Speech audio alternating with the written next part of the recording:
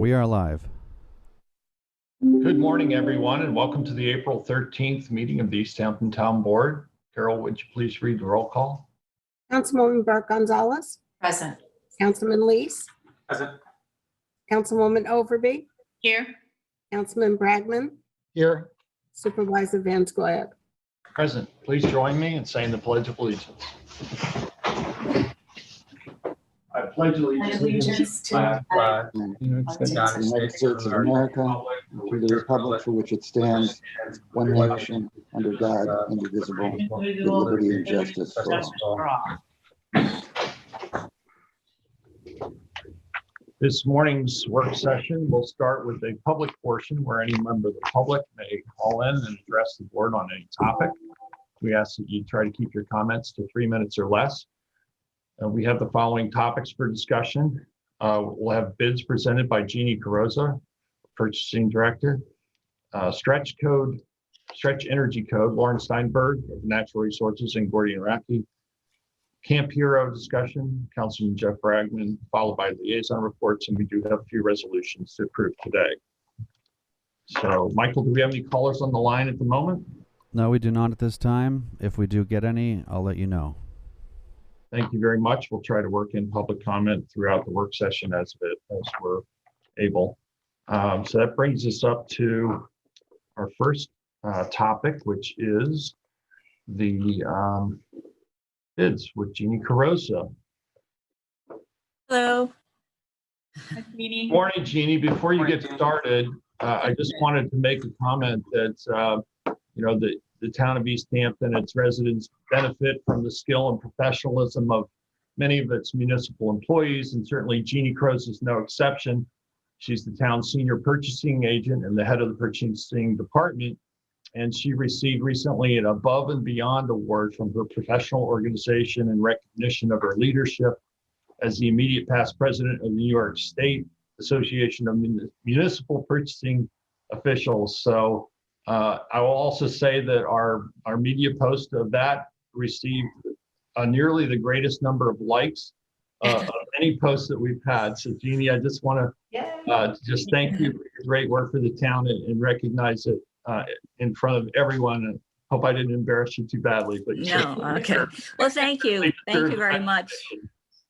And on that note, I just wanted to say that the team that I had working behind me in Sampo, being, with past president, I had a great team. And as you know, when you have a great team working with you, it makes all the difference in the world.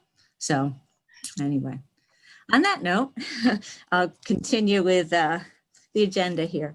The first bid is on for resolution today, and that is the Montauk sand replenishment. And the apparent low bidder is Patrick Bistrian Jr., and the amount for that would, it's 17,000 cubic yards, and it would be $44.95 a cubic yard, totaling $764,150. So once that is approved, we can get the whole process started to make sure we get it, before the season. Next is the printing of police forms. Montauk Printing, Effects of Color, and Ridgewood Press are the apparent low bidders for that. And next we have a supply and delivery of international truck parts. Syosset Truck Sales is the low bidder, apparent low bidder for that one. Then we have another truck part bid, and that being Hino Truck Parts. Gabrielli Truck Sales is the apparent low bidder. Also, we did a bid for the Camp Hero pump replacement. I know Tom Rule will be on later, discussing that more in depth. Right now, it was for the pump replacement. Drew Bennett was the engineer for that project. And the apparent low bidder is XCAV Services. And the total bid was for $71,960. Next, we have an extension of the contract with Fundamental Business Services, and that's for the professional services for the fines and penalties collection. Another extension for the cesspool cleaning and tank pumping, environmental services at 16 cents a gallon for that one. We're going to reject the bid for the town hall window replacement and go out to rebid. I think we have to revamp the specs, and hopefully that will be successful next time. So I have a resolution in for cooperative purchasing with the Sag Harbor School District. And last time we did the HVAC contract with them, we're going to do that once again. And finally, we'll be noticing the purchase and delivery of the jet skis. And we have the demolition of the Avalon Motel and the purchase and delivery of Ford OEM parts. And that's it for today. Can I ask a question? Sure. Jeannie, why was the town hall window replacement bid rejected? Well, we had the, unfortunately, the top 3 low bidders were all, once we checked all the qualifications, especially, you know, with historical building stuff, we asked them for examples, and they really didn't have enough that, you know, we had McLean was the engineer thinking that they would, you know, they had enough experience in that field. They couldn't really show us any projects similar to what we were doing. And then the 4th person, the price was extremely on the high side. So we decided maybe if we can revamp it, we can get, you know, better pricing and hopefully, you know, more experienced vendors. Okay. Thank you. I'm looking forward to that project. Yeah, me too. We all are. Yes, we all are. Any other questions for Jeannie? Thank you very much, Jeannie. Okay, thank you. And congratulations again. Yes. Thank you. Michael, do we have any callers on the line? Yes, we do have one caller. I can bring that caller into the meeting. The caller on the phone's last 4 digits are 7623. I'll unmute that caller now. Yes, hello everyone. Martin Drew, Springs. How are you? Hey, Martin, how are you? Yeah, hi. I want to put it on public record that I'm having some issues with your code enforcement department, so I wanted to make you aware of it as the supervisor. Okay, what seems to be the issue? Yeah, apparently my family complained back in November 2020 about 28 Mayfield Park Road, the former Michael's restaurant in Springs. That's okay. No. Okay. Okay. And apparently 4 months later, we have no lawful redress, and we have all kinds of violations of what I believe is due process. So want to ask you if you have any information about that property, since you're in charge of the code enforcement department, apparently. So I'm thinking you might be aware of it. Yeah, actually, I'm not familiar with any of the particulars there, Martin, but I certainly can look into it. What exactly is the issue? Well, like I said, it's the lack of due process. Apparently, my mother made a complaint 4 months ago properly, and everyone's been playing politics behind the scenes with the property owner, Richard Girardi. So I don't know why he's not in a court of law. I don't know that the Drew family has ever been extended those type of courtesies when it comes to code enforcement. But I'll be reminding you that it was made in November 2020, the original complaint. Okay, and do you know what the disposition of the case was? Was it unfounded, or did they find violations? Oh, you know, they found plenty of violations. Apparently, they put a stop work order forward. They're down there working today. I guess what's the validity of another building permit. But we keep pointing the fingers around here where Steve Lynch is involved with some de facto approval. We have no due process as far as these people finding themselves in front of the planning board, outside of being handheld into your planning department people who are trying to work out the crevices behind the scenes without the benefit of due process. So I'm to tell you today that I'm filing a complaint with the Attorney General accordingly, because I'm no longer going to be witness to this circus that's ongoing with one of your political crony friends.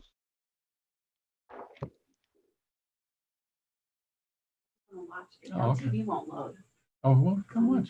Come on. So I would ask you again, sir, well, what is the problem with enforcing the expectations of lawful redress and amplifying due process? Why are we playing politics behind the scenes with this guy? And as the public, we haven't been opportunity to say, no, we don't want it. And if I would remind you guys, you tore down my grandfather's 4-apartment building across the street to preserve and improve the neighborhood.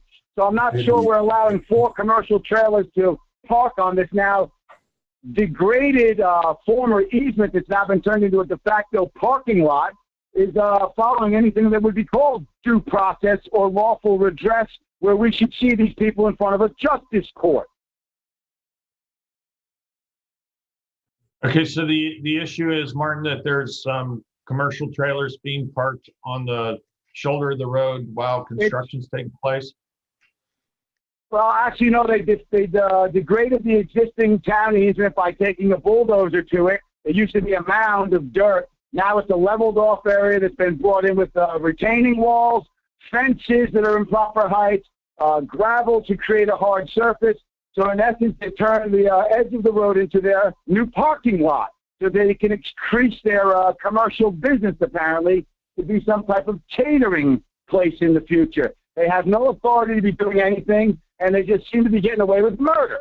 So we're expecting that lawful redress take hold, and we're expecting due process to take hold.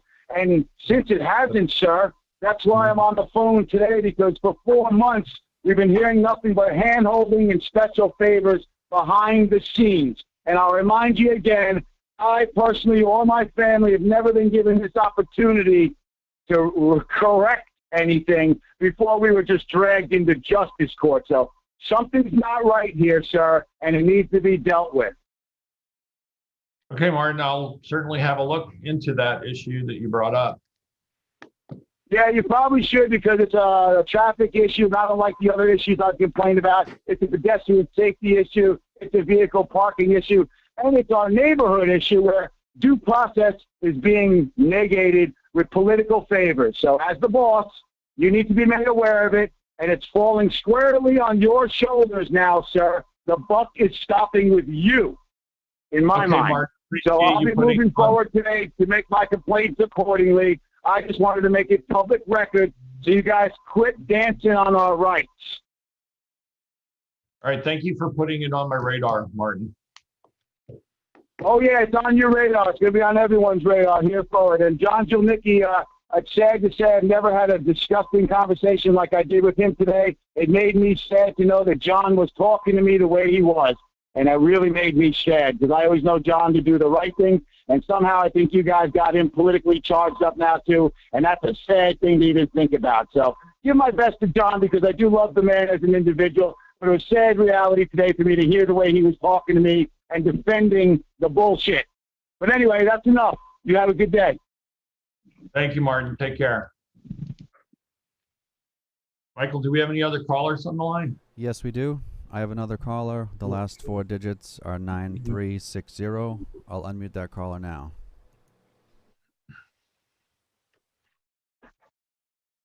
Hello, caller with the last 4 digits 9360. You're live with the town board. Their line is open and available. One more time, caller with the last 4 digits 9360. Are you there? They could be listening on. We can go on if you'd like. There's no other callers. Great. Okay, let's move on then to the next agenda item. We have the Stretch Energy Code, and we have Lauren Steinberg from Natural Resources, along with Gordy and Racky here to present the Stretch Energy Code. Good morning. Good morning. How are you? Very well, thank you. I think we are going to share our screen with a presentation. Okay. Great. So we also have Roy Deline here with us too. I'm on too. Thank you. Good to see you. Hi, Roy. Hey, guys. All right. So I want to thank the board for the opportunity to present the New York Stretch Energy Code. I'm joined, as Peter said, by Gordy and Racky, Executive Director of Renewable Energy Long Island. We're going to be giving a presentation to supplement the one that NYSERDA and Newport Ventures gave to the board on New York Stretch back in November. And also joining us is on this topic is local builder Roy Deline. He's going to share his comments and be available for questions at the end of our presentation. Next slide.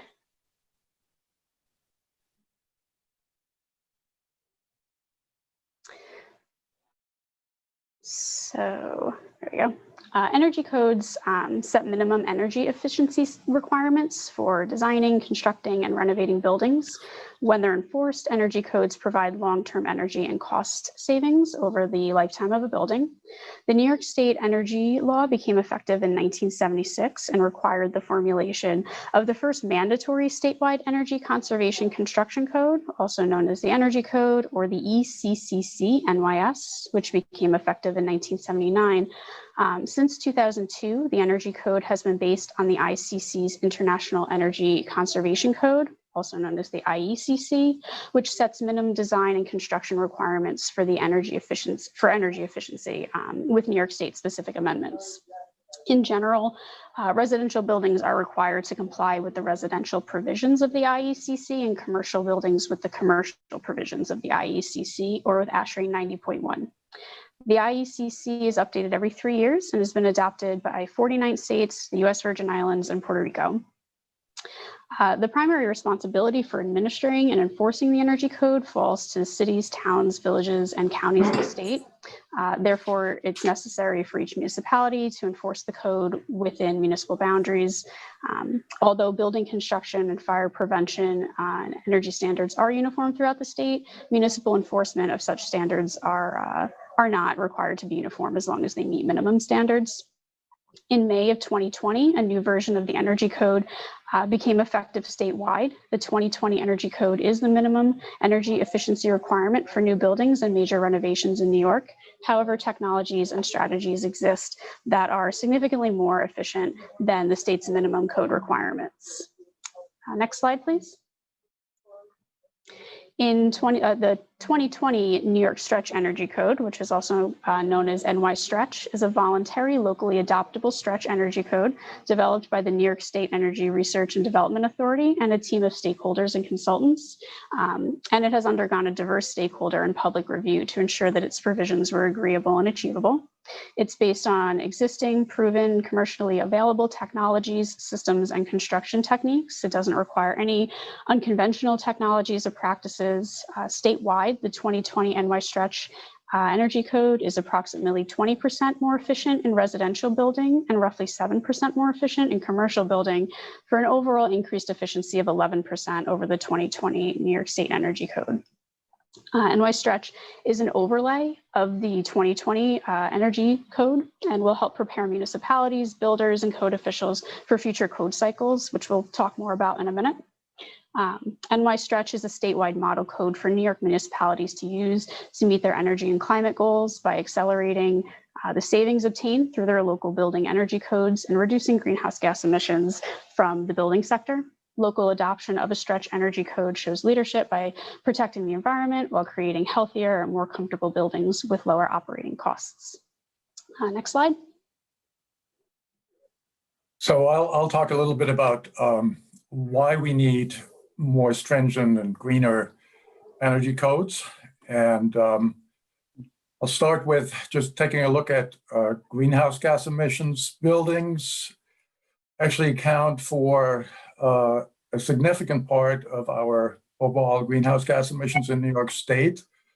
And that doesn't actually include the 30% you see here. It doesn't actually include the electricity use. That's really just oil and gas usage for space and water heating. So we have to add to that the electricity that's being used in our buildings. And then it's a pretty big chunk of the contribution to greenhouse gases.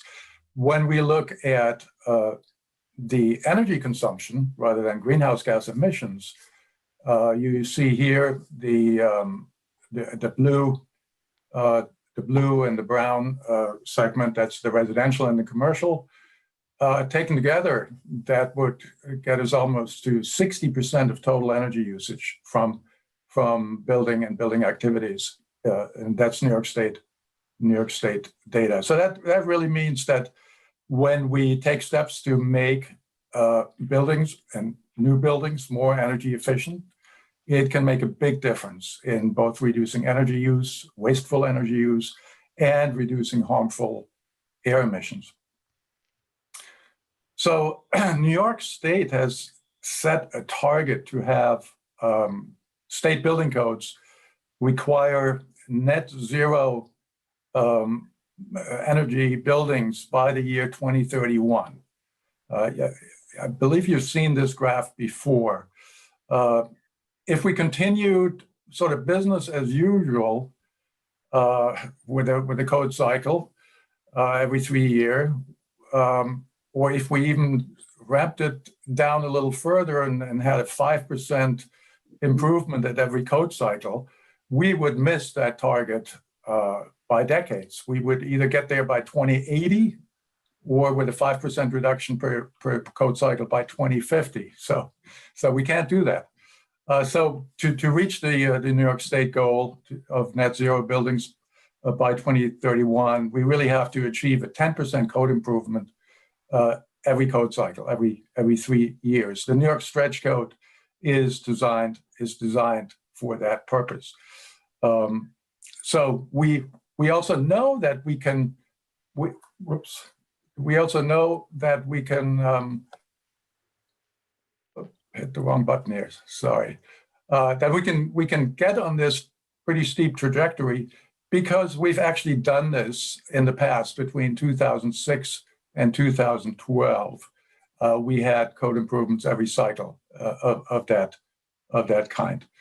So why would we want to do stricter energy efficiency building codes right now? We know that buildings last for many, many decades. And unfortunately, that means also that the poor insulation that may be in the walls and the air leakage that's baked into that building and other substandard features of the building will last for many, many years. And we know that adopting stricter building code will help us meet town policies like the 100% renewable energy goals and other policy goals. We also know that this will build on the existing East Hampton residential code, as well as apply to commercial construction now, which we didn't have before. The stricter HERS requirements that will be in the code, in the New York Stretch Code, will, for larger buildings, mean that we're probably getting more solar power on those rooftops, because that's one way to meet the very strict HERS requirements for building over 4,500 square feet. We also think that staying one step ahead not only maintains the town's energy leadership that we've shown statewide, but it also, of course, gives our people here better buildings. And lastly, we know this can be done because many builders and architects and developers are already building beyond code. But the code is really a floor, not a ceiling. And they've realized that this is the right thing to do for them, for their customers, for the businesses. So this is just a slide to say that home buyers are looking now for more energy efficient homes, and they demand green buildings as well. There have been surveys, and you know, we've seen this. The U.S. Green Building Council did some surveys, and you know, say more than half of consumers rank green and energy efficiency features as a top requirement for their next home. Many real estate companies and their portals have search features now that allow you to search for energy efficiency and green building features. So the market is demanding this. The market is ready for this. Another important thing to point out is that, not surprisingly, NYSERDA, which helped develop this code, the New York Stretch Code, thinks that New York Stretch Code adoption by municipality is so important that they have classified it as a high impact action under the state's Clean Energy Communities program. And that opens opportunities for towns and municipalities to receive state grant funding. So back to Lauren. Great, thanks. So as Gordy mentioned, NY Stretch includes provisions for both residential and commercial building, and it also applies to both new construction and any major renovations that would need to comply with the state energy code. And it's important to note to make is for renovations, compliance with New York Stretch would only apply to the components of the building being renovated. So for example, if an addition is being built onto the home, only the addition would need to meet the provisions of NY Stretch. It's not necessary to now make the entire home meet the stretch code.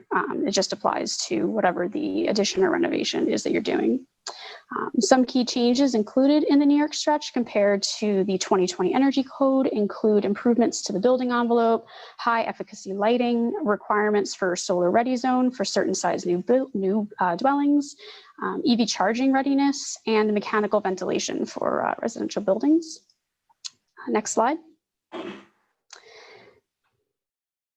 So East Hampton currently has more stringent requirements for residential building than the state energy code.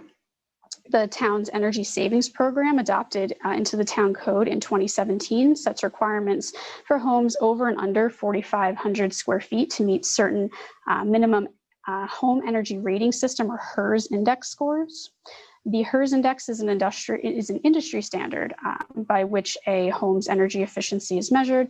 It's also a nationally recognized system for inspecting and calculating a home's energy performance. A certified ResNet home energy rater assesses the energy efficiency of a home, assigning it a relative performance score, a HERS index score, against a ResNet reference home. The lower the number, the more energy efficient the home. So for example, a home with a HERS index score of 130 is 30% less efficient than a ResNet reference home, and a home with a HERS index score of 70 is 30% more efficient than the ResNet reference home.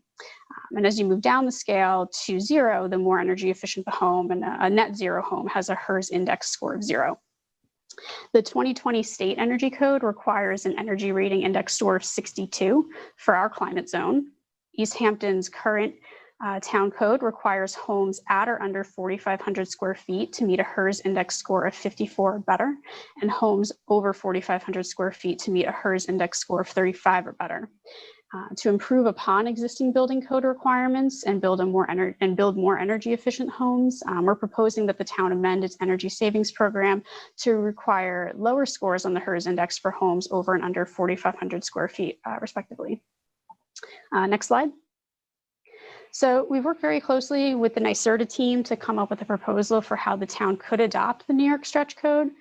We're proposing for residential new construction and substantial reconstruction, amending the town's two-tiered energy savings program to lower the score on the HERS index required for homes 4,500 square feet and under from 54 to 50, plus requiring homes to meet the mandatory requirements of the 2020 New York Stretch Code and the 2020 State Energy Code.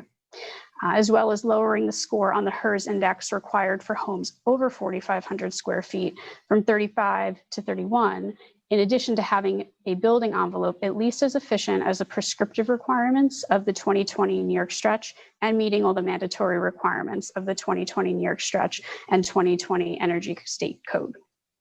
And for the purpose of identifying with which of these requirements a home must comply, the gross floor area, or GFA, as defined in the town code, will be used as a trigger.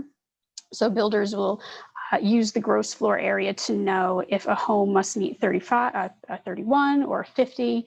And this does not supersede any methodology actually used by HERS raters to calculate the score or to get to the score. It only is a trigger in the town's code for which compliance tier they would be required to meet. Next slide. So for commercial building, we're proposing that parts 1 and parts 2 of the New York Stretch Code be adopted in their entirety, plus the Appendix CB, which relates to improving a building's thermal envelope and insulation, and Appendix CC, which includes mandatory requirements for on-site renewable energy, energy monitoring, EV charging stations, or demand response infrastructure. Next slide. So NYSERDA has had economic analysis done on the costs and benefits of building to the New York stretch compared to the state energy code for each climate zone in New York. The chart here shows a breakdown of the cost benefits in 2 scenarios built to New York stretch in our climate zone, one with a single family home with a gas furnace and electric AC, and another with an electric heat pump. The chart shows incremental costs of building to this code, the increase in down payment and mortgage fees, and increase in annual mortgage payment and property taxes. In addition, it shows the annual energy cost savings and payback period for each, so 11 years and 5 years. So while there are additional costs incurred with building to the New York stretch code, the costs in the grand scheme are minimal, and the energy saving costs, homeowners will see positive cash flow, so they'll see their savings materialized in year 2 of paying their mortgage. Next slide. So for commercial, they've also done a cost benefits analysis for building to New York stretch code in our climate zone, which also shows incremental costs, energy cost savings, and a payback period of 11 years. And this doesn't account for any cost savings obtained through available incentives, rebates, or tax credits. So that's always something to keep in mind. And here's a summary of the energy and cost savings for our climate zone for residential and commercial building to New York stretch compared to the 2020 state energy code. We've talked about this before in discussing the New York stretch code, that yes, there are additional upfront costs compared to building to the state minimum energy code, but it's important to take a holistic view and consider the total cost of ownership of the building, looking at the incremental costs, not just as an investment, but an investment that'll pay you back in 11 years or less. As we've seen, additionally, you've built a home that has a lower carbon footprint, produces fewer emissions, has lower utility costs, is healthier and more comfortable, and of greater value. Next slide. There are multiple resources available for municipalities, builders, and code officials on New York stretch. The first upcoming training sessions on New York stretch for residential building have been announced for this Thursday, April 15th. Commercial building to New York stretch training will be announced soon, but we've let our building department know so they can spread the word. Our inspectors have all signed up for this training, and we've also been speaking to the town clerk about having these sessions count towards the contractor's license educational requirements. Because even though we won't have any stretch code in place by the 15th, we should be incentivizing builders to learn better, more efficient energy practices whenever possible. Next slide. So there are several municipalities in the state that have adopted New York stretch, including New York City, Bedford, Dobbs Ferry, and Hastings on Hudson. I've had several conversations with the mayor of Hastings, Nicola Armacost, and Hastings adopted the New York stretch code in 2020. I'd like to just quickly read part of an email from Mayor Armacost that she sent me about their experience. She says, I learned about the New York stretch code in April of 2020 and got in touch with NYSERDA to ask about it in more detail. After that primary conversation, I invited NYSERDA to speak to our building inspector and our Green Building Code Committee. By coincidence, they were in the process of updating our Green Building Code and were enthusiastic as they immediately saw that NY stretch would make their updating process much easier, and because it's clear that it will soon become the standard requirement in New York State anyway. So the stretch part would not really be for that long. I then invited NYSERDA to speak to the Board of Trustees via Zoom. They made a clear and concise presentation outlining the benefits of adopting the code. We prioritized passing the code for several reasons. First, it was easy. The New York Stretch Energy Code doesn't require any extra effort or research. The municipality simply adopts the template legislation. So it's really a policy decision for the board. We adopted that due to the various benefits it offered and the fact that it was very much aligned with what our Green Building Code Committee was already proposing. It was a no-brainer for our community. The arguments in favor are that the Stretch Energy Code is based on proven technologies, systems, and construction techniques and integrates best practices from programs like Energy Star for homes. It saves energy and money as it results in less energy use and in reduced operating cost. It increases property values as more home business owners and even tenants look for green and energy efficient buildings, and it lessens the load on code officials. On a practical level, the code will prepare us for future code cycle updates, and perhaps most importantly, the code will support the village in achieving energy and greenhouse gas reduction goals and will be a pivotal tool in supporting our energy and climate goals. We adopted the New York Stretch Energy Code on June 18th of 2020, and we're the first municipality in Westchester to do so, second in New York State. Beacon was the first. The whole process took us less than 2 months and was one of the speediest legislative processes we have ever been through. It was very easy to do. The benefits to the community and the planet are clear, and our building inspector was fully on board. I also spoke, this is me now talking, I also spoke to the city of Beacon, who shared that their reasons and processes are very similar. Their mayor was very motivated to move their green building codes forward, and their building inspector found that New York Stretch Code was not being dramatically different in terms of implementation from the current state energy code, just a step ahead. So they had a pretty seamless adoption process within a few months. In their experience, local builders were already building above code because they knew the value to those buildings and the desire for them in the market. So they said they saw it as adopting the New York Stretch was basically bringing code to meet what was frequently being done in their city. Next slide. Yeah, so to wrap this up, it's pretty clear that buildings, as we've shown, are responsible for much of our energy use and greenhouse gas emissions. We know that having unnecessarily inefficient buildings being built means we use more energy, we waste more energy, and we emit more air pollution and greenhouse gases. And we know that buildings last a very, very long time. And it's costly and difficult to make them better buildings later on, to retrofit them. So building it right the first time around is the smart thing to do. And the adoption of the New York Stretch Code essentially means we'll save energy and money. It'll help us reach our community-wide 100% renewable energy goals. This action is endorsed by the town's Energy Sustainability Committee and, of course, is in line, as we've said earlier, with town policies such as the Climate Emergency Declaration. So it's the smart thing to do. It brings us into the future, one step ahead. It's the right thing to do, and we would urge you to consider it for adoption. Thank you. Now I want to introduce Roy Deline. Roy is the co-founder, VP, and COO of Telemark, Inc. He was also the chairman of the town's Contractors Licensing Review Board and is currently the vice chair of the town's Zoning Board of Appeals. Hi, board members and supervisor. I'm glad to be here with you this morning, and I'm also honored to be asked by Lauren and Gordon to present to you today as a representative of the construction industry. We have known Gordon for quite some years now. We have collaborated with him for many years. We've picked his brains on many occasions. We find he has a vast knowledge and he's highly respected in his field of energy conservation. So Gordon, thank you for that invite. And Lauren, it's a pleasure to get to know you. What I'd like to do is talk about maybe the learning curve of the energy from a building industry, what it takes to design to today's energy codes. The biggest part of that learning curve happened for builders, especially here in 2006, when many decades of building houses that were meant to breathe meant you had to build a house that is not to breathe. So therefore, the building science became a new entity for builders.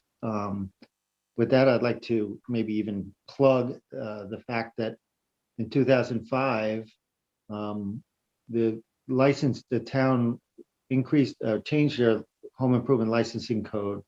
I was part of that process with John Jelnicki in introducing a requirement for continuing education. So I'm glad that town bought that because it meant part of that learning curve meant that we had to learn this new process. So an ongoing continuing education is important. In terms of the learning curve moving forward, the learning curve for us was primarily 2006, 2007, 2008. And that was the most part of the learning curve. The changes that have happened since then are momentum changes, if you will. They're the incremental changes that make it not so difficult because we're acclimated to the new codes and the new energy code, especially the 2020 code update. I'll share a little story. I'm now finishing a house for Lori and I are doing it on Gann Road. When we did the HERS report for the building permit, the projected HERS rating was a 9 index. The HERS rater said he's never seen something so low. We just had our blower door test, and as the technician was putting on the blower door, he kept having to add rings to it, and he started giggling, and he says, "I've never seen a house so tight."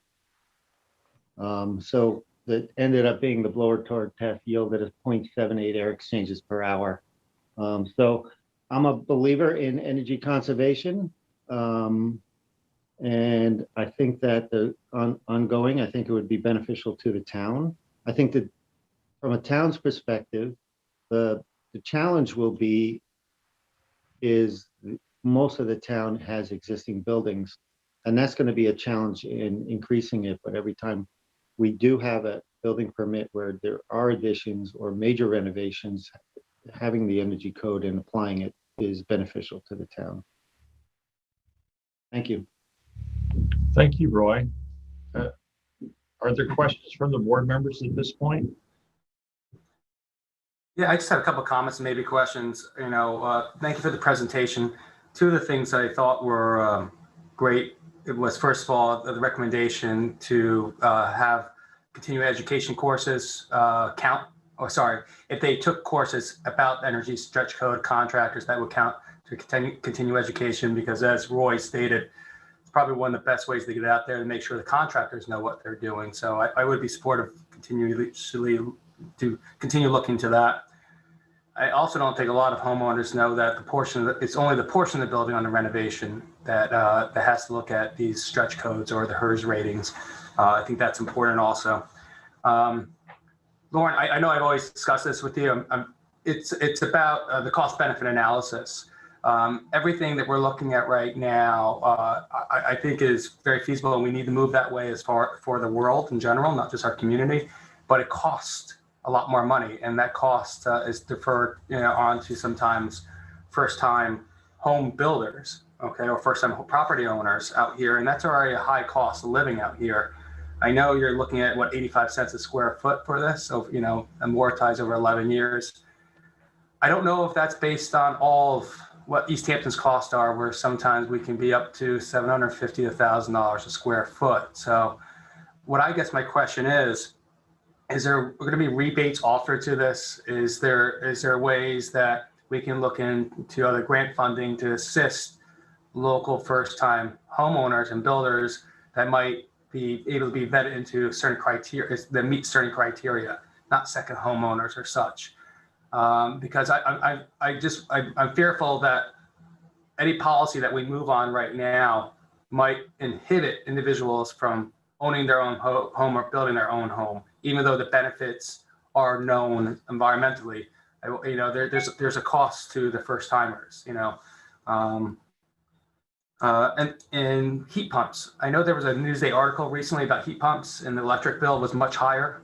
It came in much higher, $3,700. It was on there. So I don't know if you want to address that, and Roy, I thank you for addressing the tightness of the houses, because that was a bigger concern years ago. But again, as you mentioned, the science has started to move this forward and explained a lot of the old school thinking compared to the new energy efficiency as you're doing your house. So those are just some of my thoughts as the presentation. David, if you will, I will say that I'm a proponent of spending money. I believe the biggest bang for your buck is the envelope of the building and making it tight and U values. And that's what the stretch code is primarily focused on. So I just wanted to throw that out to you. Can I ask a question too, building on David's talking about first-time home buyers? Some of our first-time home buyers are using modulars. Can modulars meet the New York stretch code? Yes, so I'll address that question first. Yes, they can. is the short answer. That was a question that came up along our process and all of our discussions with NYSERDA. We did bring up the fact that there were a lot of modular homes and that they can be designed and built to the stretch code and to the HERS ratings that we're proposing. But to David's first question about any sort of financial assistance, so there are opportunities out there. There are tax credits for for heat pumps and for solar, as we know. There are utility rebates for heat pumps that are available that people can apply for and lower their upfront costs for these sort of technologies. In terms of grants, I haven't found anything, but we'll keep looking, maybe try some other resources for grants to see if there's anything out there for buildings. Maybe Roy knows more about those if there are any that are available. But there are also, and this I think was something that was brought up in NYSERDA's November presentation, there are tax credits available for builders to build to HERS, I'm pretty sure. So yes, again, would be the answer to that. And in terms of that article, I know, Gordian, you had sent me that article. I don't know if you want to talk to that point about that Newsday article for heat pumps. Well, two of the things in reading that, and Gordian can add to it, but I guess the individual did not sign up for the rebates, didn't know about the rebates or to ask for lower energy costs from PSE&G. So that could have added to it. But it gave a headline on there that might have people stop before they want to move forward with energy efficiency. So sorry, Gordian, go ahead.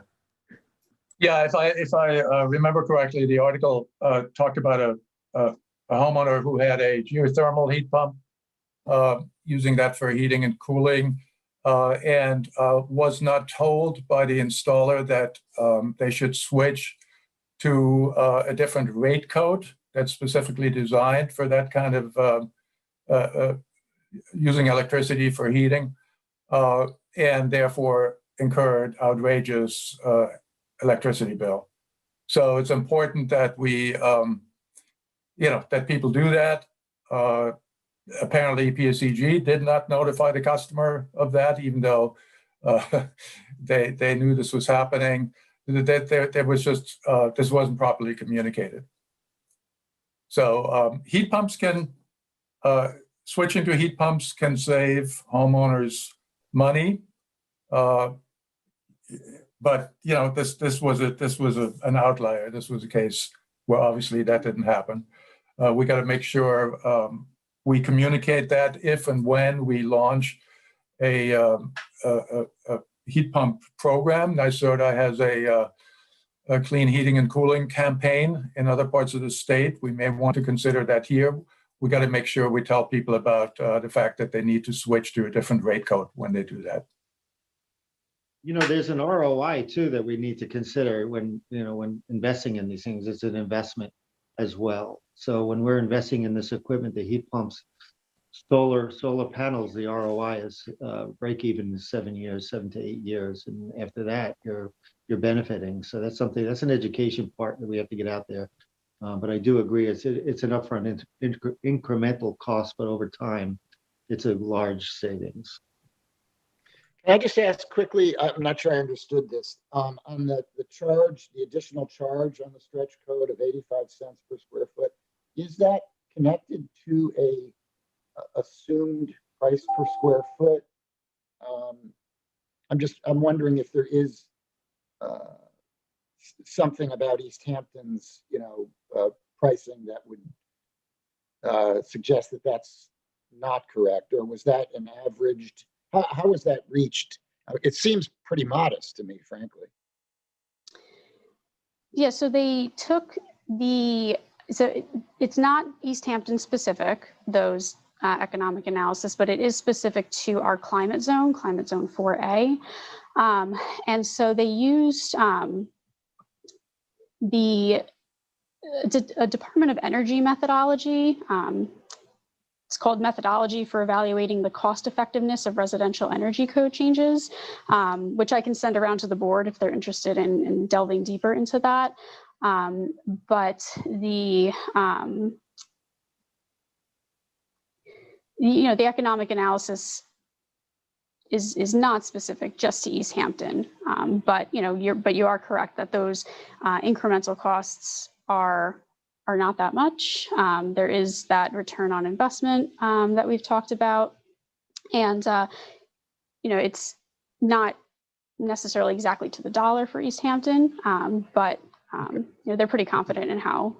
I think it's important to keep in mind that while the construction costs are significantly higher, perhaps here than in other regions of the country, so are the energy costs considerably higher. I mean, Long Island pays as much for electricity as just about any other region anywhere in the country. So every dollar you save in electricity is probably more than made up by the investment on the front side.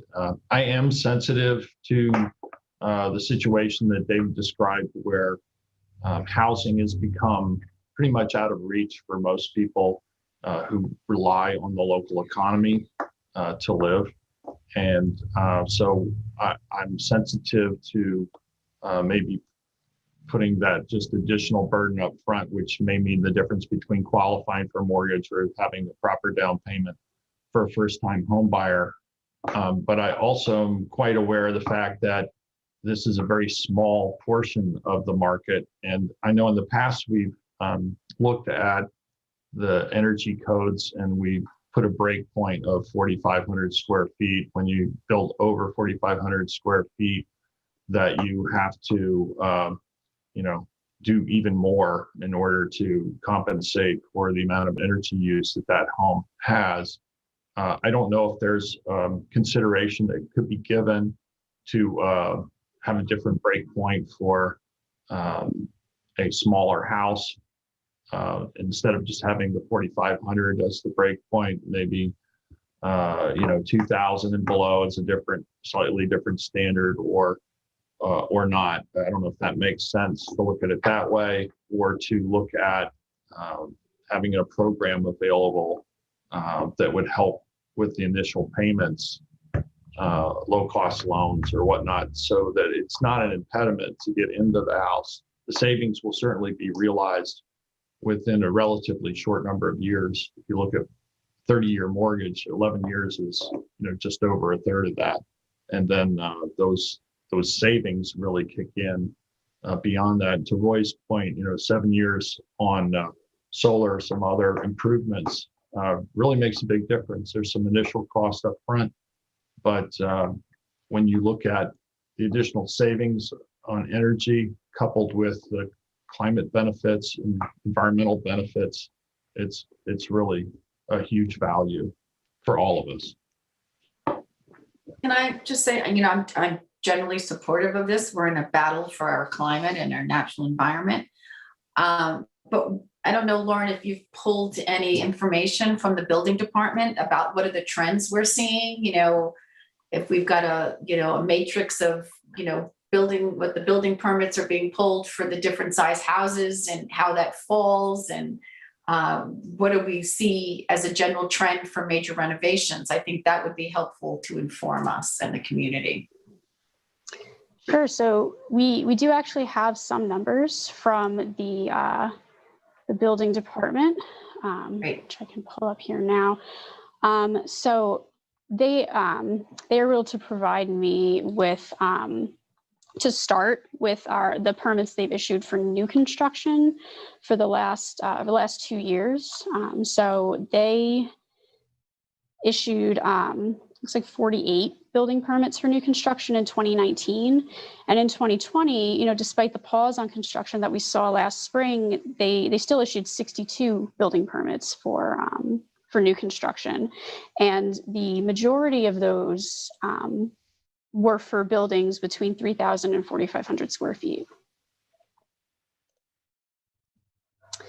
But we can definitely follow up with more numbers for maybe substantial renovations or what meets the definition for the town for substantial renovation reconstruction. I'd be also interested in finding out who's building houses under 2,500 square feet, just by chance also, because at 4,500 square feet, that, you know, it's that might be for spec building. And it just shows my sensitivity to whatever we try to legislate, even in a good means, how it might affect that first time purchaser that we're trying to keep in the community. So if you just put in mind that data for me, it'd be great also, Lauren. I know it's not gonna be much, but it'd be nice just to notice it. And maybe Right, go it's a back small a couple of percentage. years too, Thank you you. know, go back beyond, let's look at 5 years.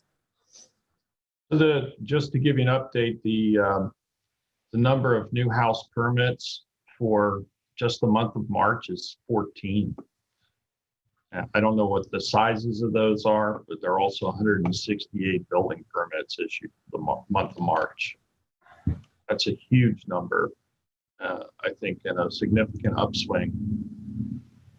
You know, I think we recognize that the current trend is a lot of real estate's changed hands. There are a lot of additions going on, but there's also a fair amount of new construction. Yeah, and I think it's important to mention too that East Hampton is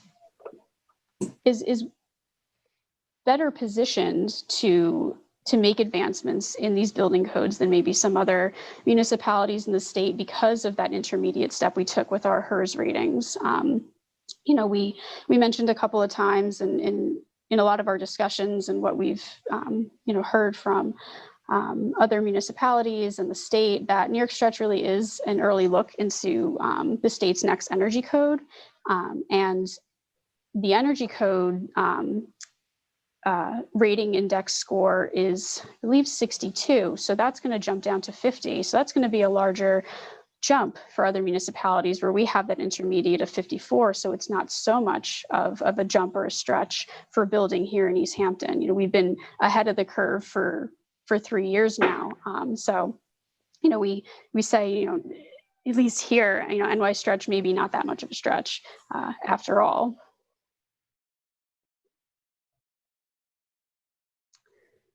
So, are there any other questions? I'd be interested, Roy, if you wouldn't mind, what trends are you seeing in building? Is it between that 3,000 to 4,500, or is there anything happening out there that you could make us aware of? You're Roy, muted. you're muted. To hit that mute button for ZBA. Figured while we have you here. No, I am seeing a trend in that world, and we do provide as a company, we do provide a product for that entry market. Most of our houses are of a higher monetary value, but there are trends, and I know that there are difficulties with the younger generation entering our market. I am very concerned about that as well.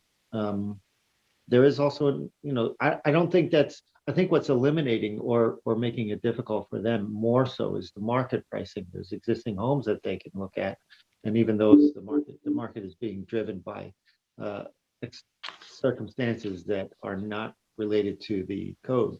Remember, the code, even if they did try to buy a code, they're still having to comply with strict energy codes. We're talking about what the incremental cost is relative to the stretch.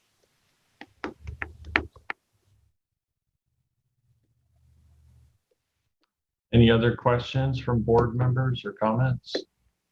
I just want to say that the Energy Sustainability Committee wrote a letter, and that should have been in the packet as well, supporting this stretch code, and that there was also how it would fit into our own code. There was another document that was in the packet that Lauren sent. So, and I need to thank Lauren for becoming an expert in and having to work with our HERS ability, because that's where we wanted to go. We didn't want to introduce a new type of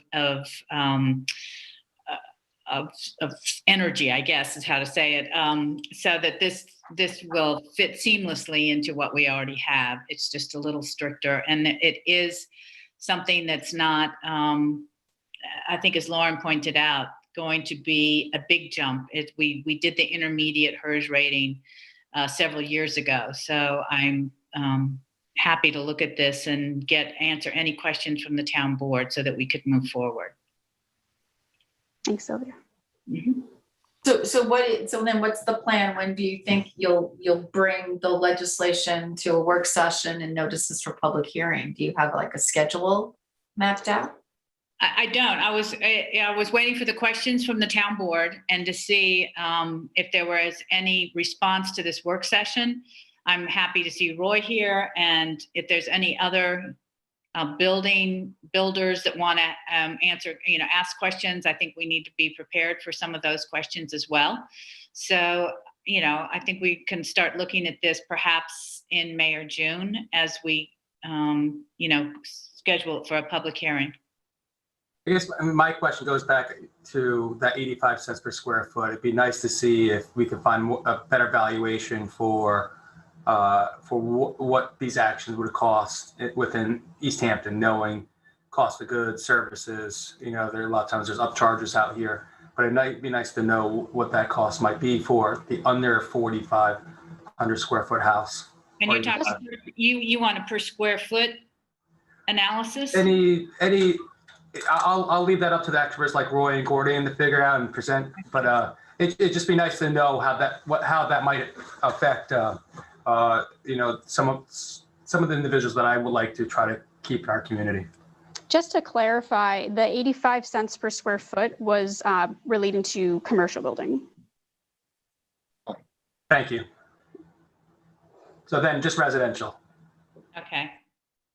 So I think, part of this really relies upon the adaptation of the industry as well. And Roy alluded to it, that back in 2006, the sort of thought about houses was that they went from having roofs that vented to really a house that would be airtight and not breathe in order to retain energy, and the methodologies to be able to construct a house that was efficient, provide the amount of insulation to have the air sealed, to all of that methodology of constructing a house has sort of evolved and changed over time. The caulking and whatnot, sealing, spray and foam in many cases, as opposed to bat insulation and whatnot.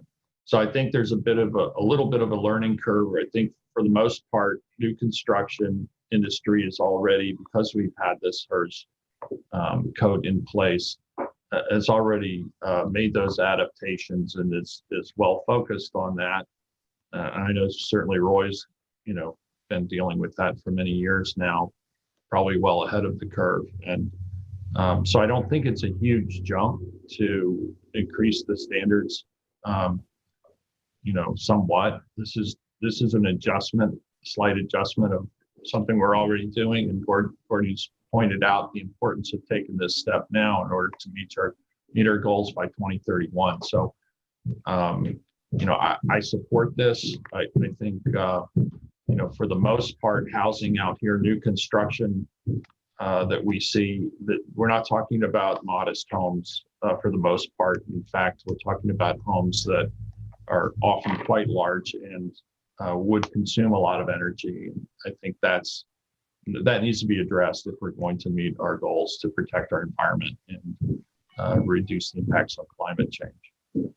So I'm supportive of this. I think we should take a look at ways to mitigate the issue that David brought up with regard to first-time home buyers. If there is a way to soften any impact there and make sure that we're not pricing out someone who's just at the edge of achieving that goal of home ownership here for a local person. Any other comments or questions from the board? Okay, Michael, are you there? Yes.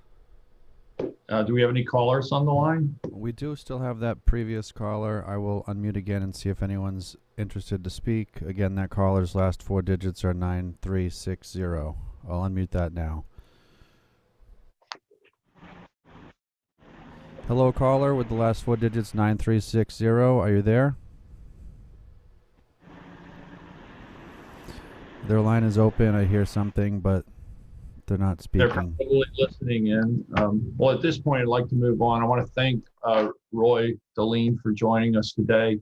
I think having the industry represented and to be able to have the input from you has been very helpful. And of course, Gordian and Lauren for, again, helping us move the needle towards a greener climate, greener way of living. Appreciate your time here today. And we Excuse me, will Mr. continue. Supervisor. I'm sorry to interrupt you. There is a new caller if you want to take one more. Okay. I'm sorry to interrupt. So there's a new caller with the last 4 digits 8764. I'll unmute that now. Good afternoon. This is David Buddha. First, I wanted to thank all those who are involved in continuing to post presentations and documents concerning your work session matters. It's very helpful, and I encourage you to publicize that availability as widely as possible. Secondly, Mr. Drew's comments made me think about something that I wanted to share. I've shared before, but I wanted to reiterate it because sometimes things that are shared just sit and wallow and don't get acted upon.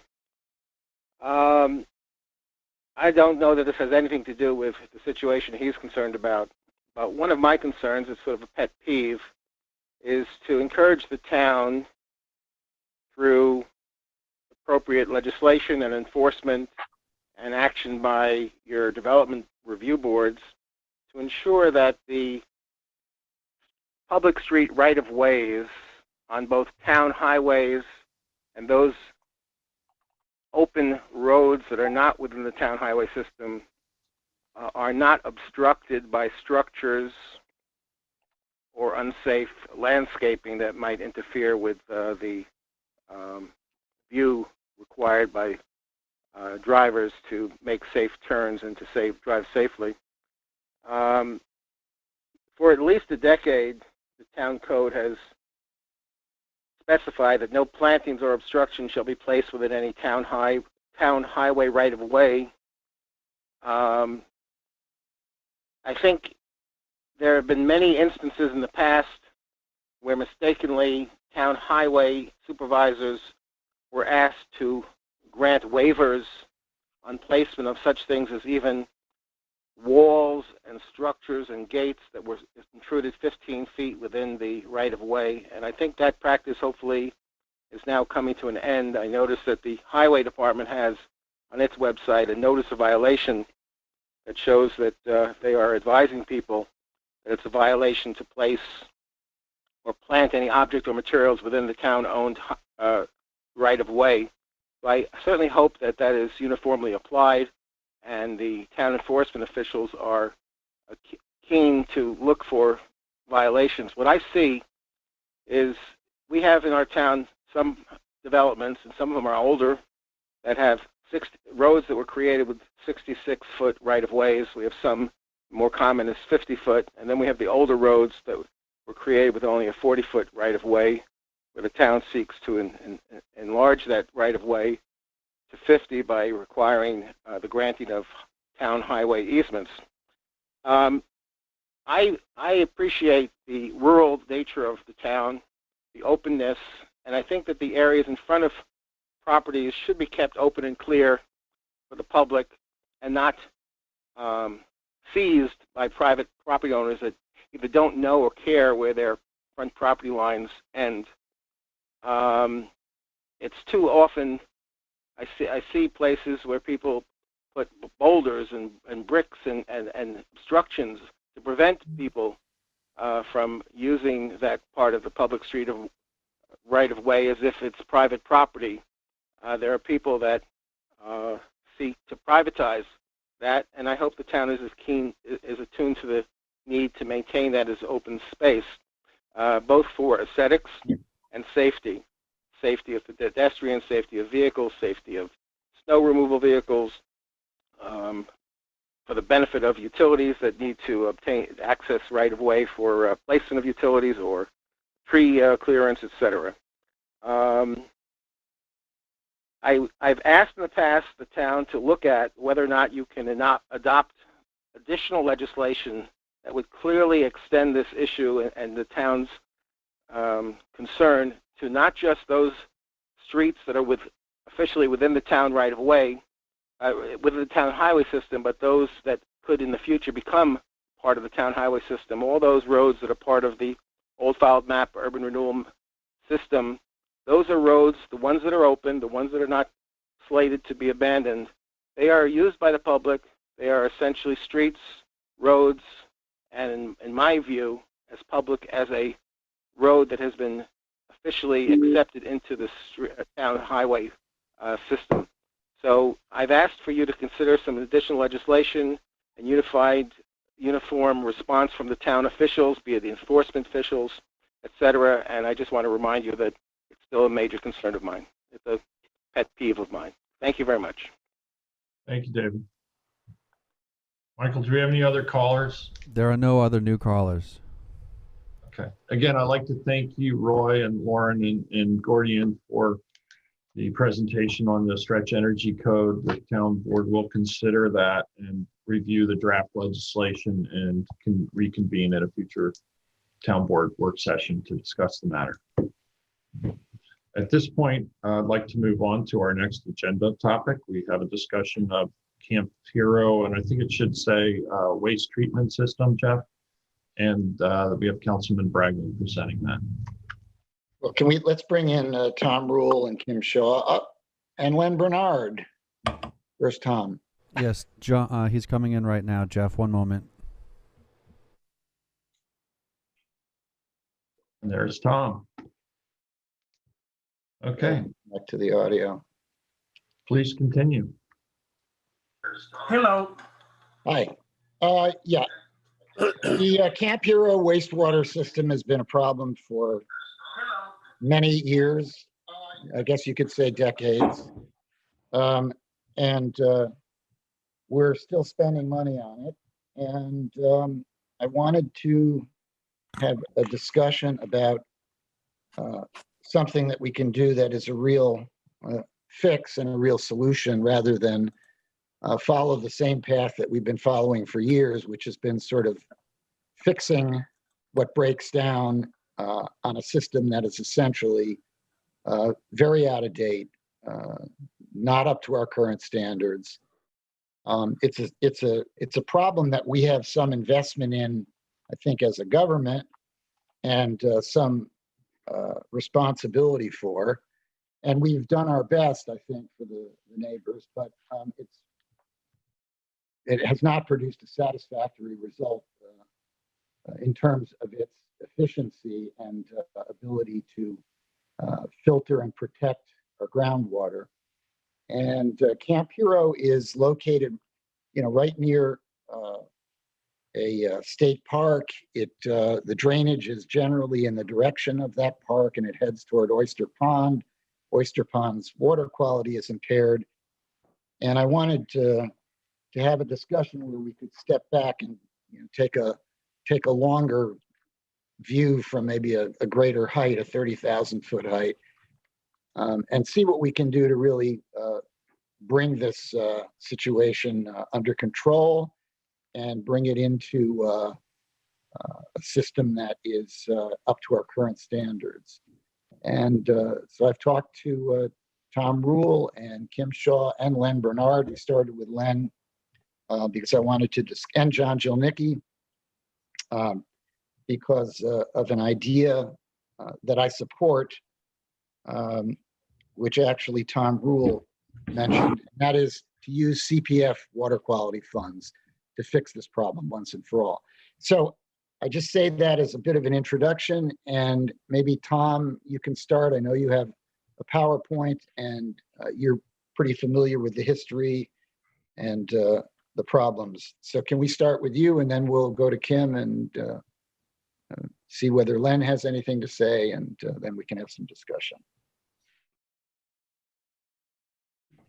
Has anything to say, and then we can have some discussion. Has anything to say? Excuse me, everybody. So, Tom, if you could make sure that the audio in your office or wherever you are is also not being sent out from the feed from LTV if it's online or on a cable box. Can you mute that, please? There's a little bit of a feedback, I think. Or if anyone else in the Zoom meeting has that going on, please lower that. Thank you. Can anybody hear me? Yes. Yes. Yes. Tom. Can you hear me? Because I can't hear anything. We can hear you.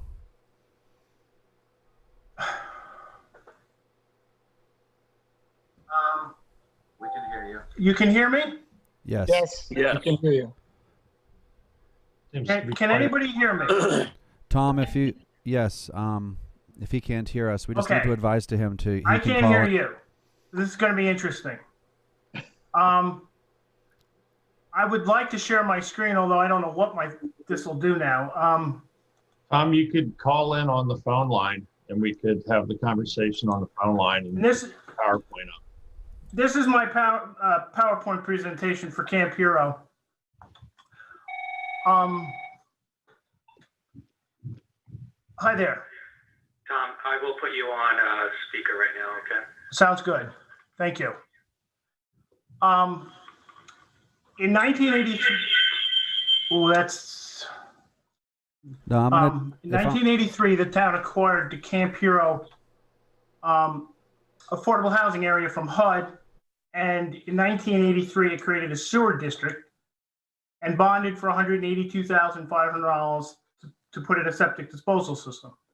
At the time, it also created a water district, which has subsequently been dissolved, and the water system was acquired by the Suffolk County Water Authority. When the Montauk Air Force Base existed, it discharged its sewage into the Atlantic Ocean. Obviously, the town didn't do that with its system. So it incorporated the pipes and some of the infrastructure that was there from the Air Force Base, but it uses a leaching pool system for the effluent, and uses pump stations. And this is a picture of the pump station that I think the board knows a lot about because of the issue with the pumps clogging on a regular basis. And the board bid out and going to be asked to award the contract for the grinder pumps, the rail system, and an expansion to the door of the lower pump station. And this is the lower pump station door that we'd like to expand. This collects raw sewage, pumps the raw sewage uphill. And this is the electronic monitoring system that's on the lower pump station that was part of the previous award of the contract. On the last time we improved the district. And then this is the leaching field with the series of 8 septic tanks that are located. We just recently pumped 34,000 gallons of sludge from the septic tanks this year. The distribution system is not currently distributing the effluent to each of the leaching pools equally. So this is something we're going to have to address down the road. I mean, it's functioning right now, but there does need to be some additional plumbing work there. It's just a lower priority item. This is a sort of a schematic from Pio Lombardo, who was the previous engineer on the site. And it just shows how the leaching field is laid out next to the tank configuration. Tom, this is just like a regular septic system, only large. What you're looking at when you're looking at the leaching field and the manhole covers from various angles. I know it's exciting, but gives you an idea. We have grass and we have all these covers in this. It's mounded up, and it's mounded up on top of a mound that's on top of what was there when the base was originally built. And that base was put on basically wetlands and other things. Again, this is looking from the one end of the field to the other. Slightly obscured there is my car, gives you an idea how much mounded up the front end of the hill is. This is what's adjacent, right adjacent to the Camp Hero development. This picture is taken from Montauk Highway, just looking right into the woods there. And that water travels under the highway and it travels down this. This is not the main stream that goes to Oyster Pond, but this is just an example of the way the water doesn't go down there as much as it goes sideways. And finally, a little graphic explaining that if you look at, this is from the New York State Department of Environmental Conservation. You'll notice that South Lake is open seasonally for shell fishing, South Lake Montauk. The north part of Lake Montauk is open seasonally. And the two places in Montauk that are closed forever to shell fishing are the main harbor area where all the docks are and Oyster Pond. With that, I will turn it over to the next PowerPoint, I believe.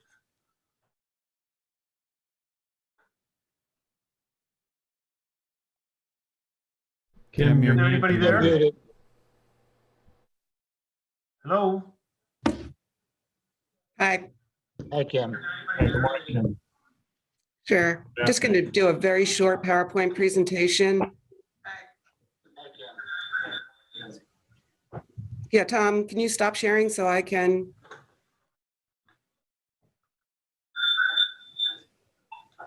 Yeah, Tom, can you stop sharing so I can? Ah, yes. Good point. Excuse me, everybody. We have a little bit of a feedback problem. If everyone can make sure there's no broadcast in the room they're in on computer or television. The audio. I just sent Tom a message to see if he can call us on the phone line. It might be better, I think. Kim, go ahead. Sure. So I'm just going to give an overview. If we were going to do some wastewater improvements to the Camp Hero Estates property. Sure. So I'm just going to give an overview. If we were going to do some.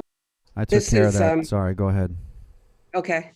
I'm going to go to the next slide. That's just an overview. This is a slide showing U.S. Army Corps groundwater flow direction.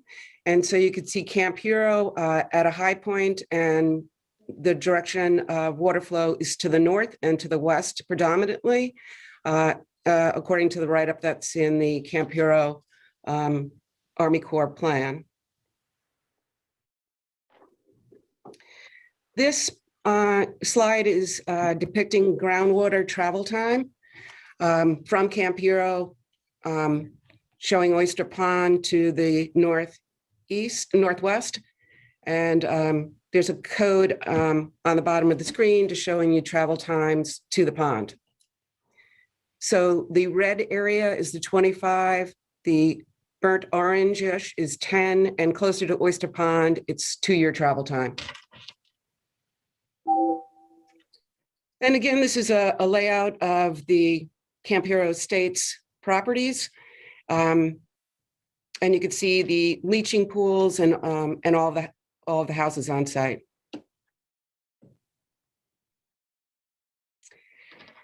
So we were looking at potentially installing a commercial IA system up there. That's an innovative alternative to resolve some of the problems they're having with this antiquated system. Years ago, I believe in 2015, we started with an engineering firm to look at what we could do to rehab this facility. At the time, no one really understood the two leach fields, the north and south. And so we actually got a lot resolved with that first engineering analysis. And then we incorporated future upgrades to that system in the comprehensive wastewater management plan. So the alternative really for this property is to put in a commercial community distribution system instead of individual IA systems. The reason we're not really recommending the individual on-sites is that most of the properties are extremely constrained with regard to lot area, and it might be difficult.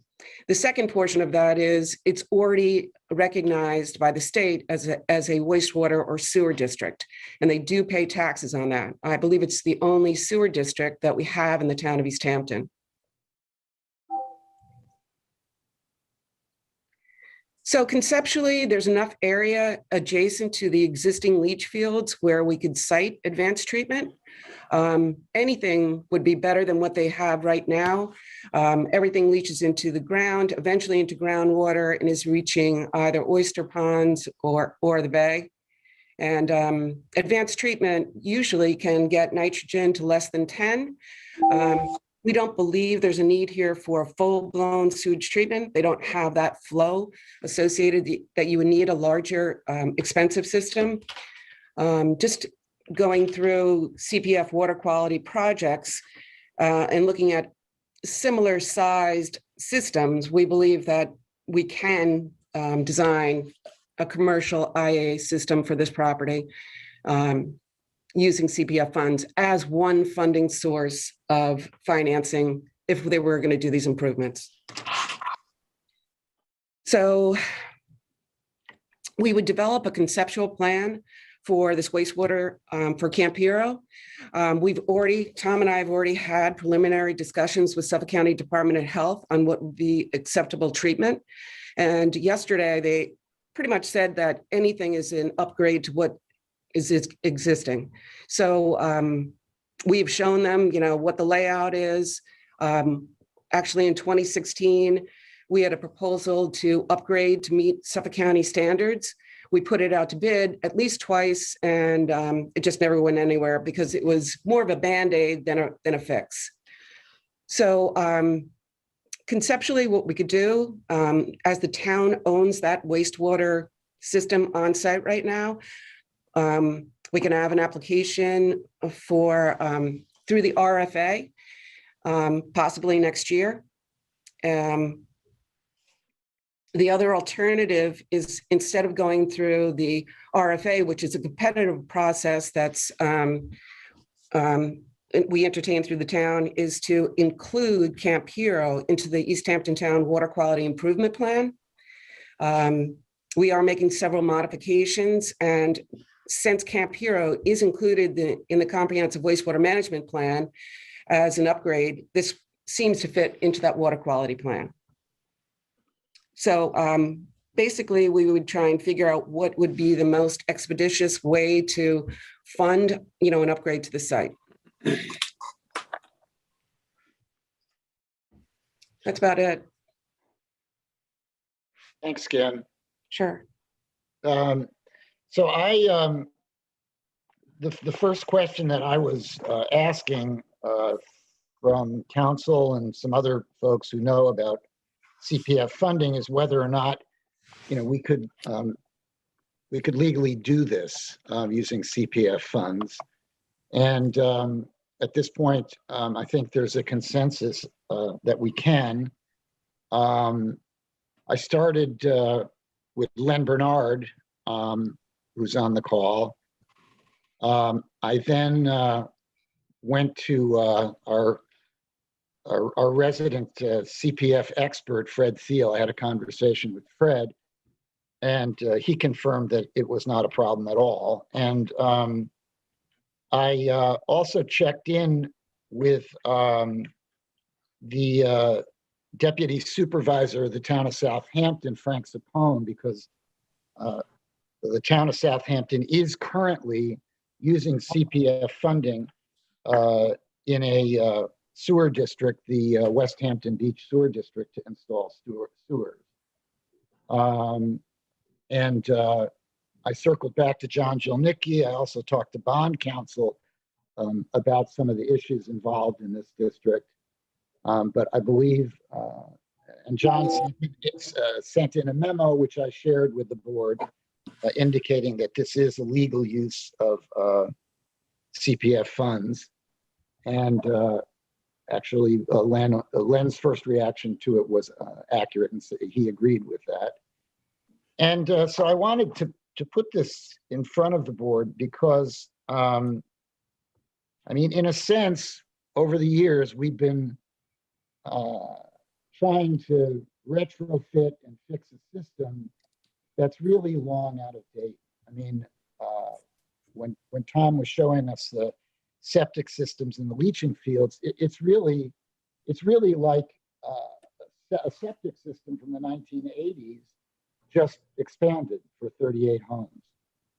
It did start as an affordable housing area. It's still, I think, largely moderate income housing. People there are generally moderate income. I think there's still a couple affordable houses.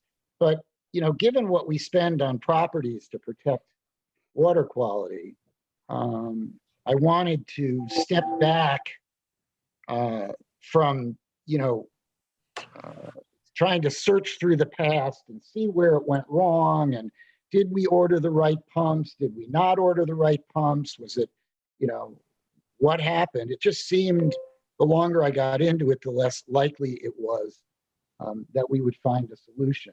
I am more interested in finding a solution to this problem than I am in finding blame for where we are at the current moment. I think a solution is more important. Jeff, could you just repeat that? I'm sorry. You just like faded out a little bit. Yeah, you're I said great. I'm more interested in finding a solution to the problem, which is a serious problem, than I am in finding blame for why we're in the position that we're in. The neighbors are very upset. I don't think it's any secret. Peter, I'm sure you know that. You had this on your desk for quite a long time before giving it to me. I don't think it was a home run pitch you gave me, by the way. But I don't see a lot of purpose in trying to sift through the years, you know, since, you know, the 90s, really, to figure out what went wrong. A lot of the equipment can't be used anymore. There's piping that's deteriorated and can't be used.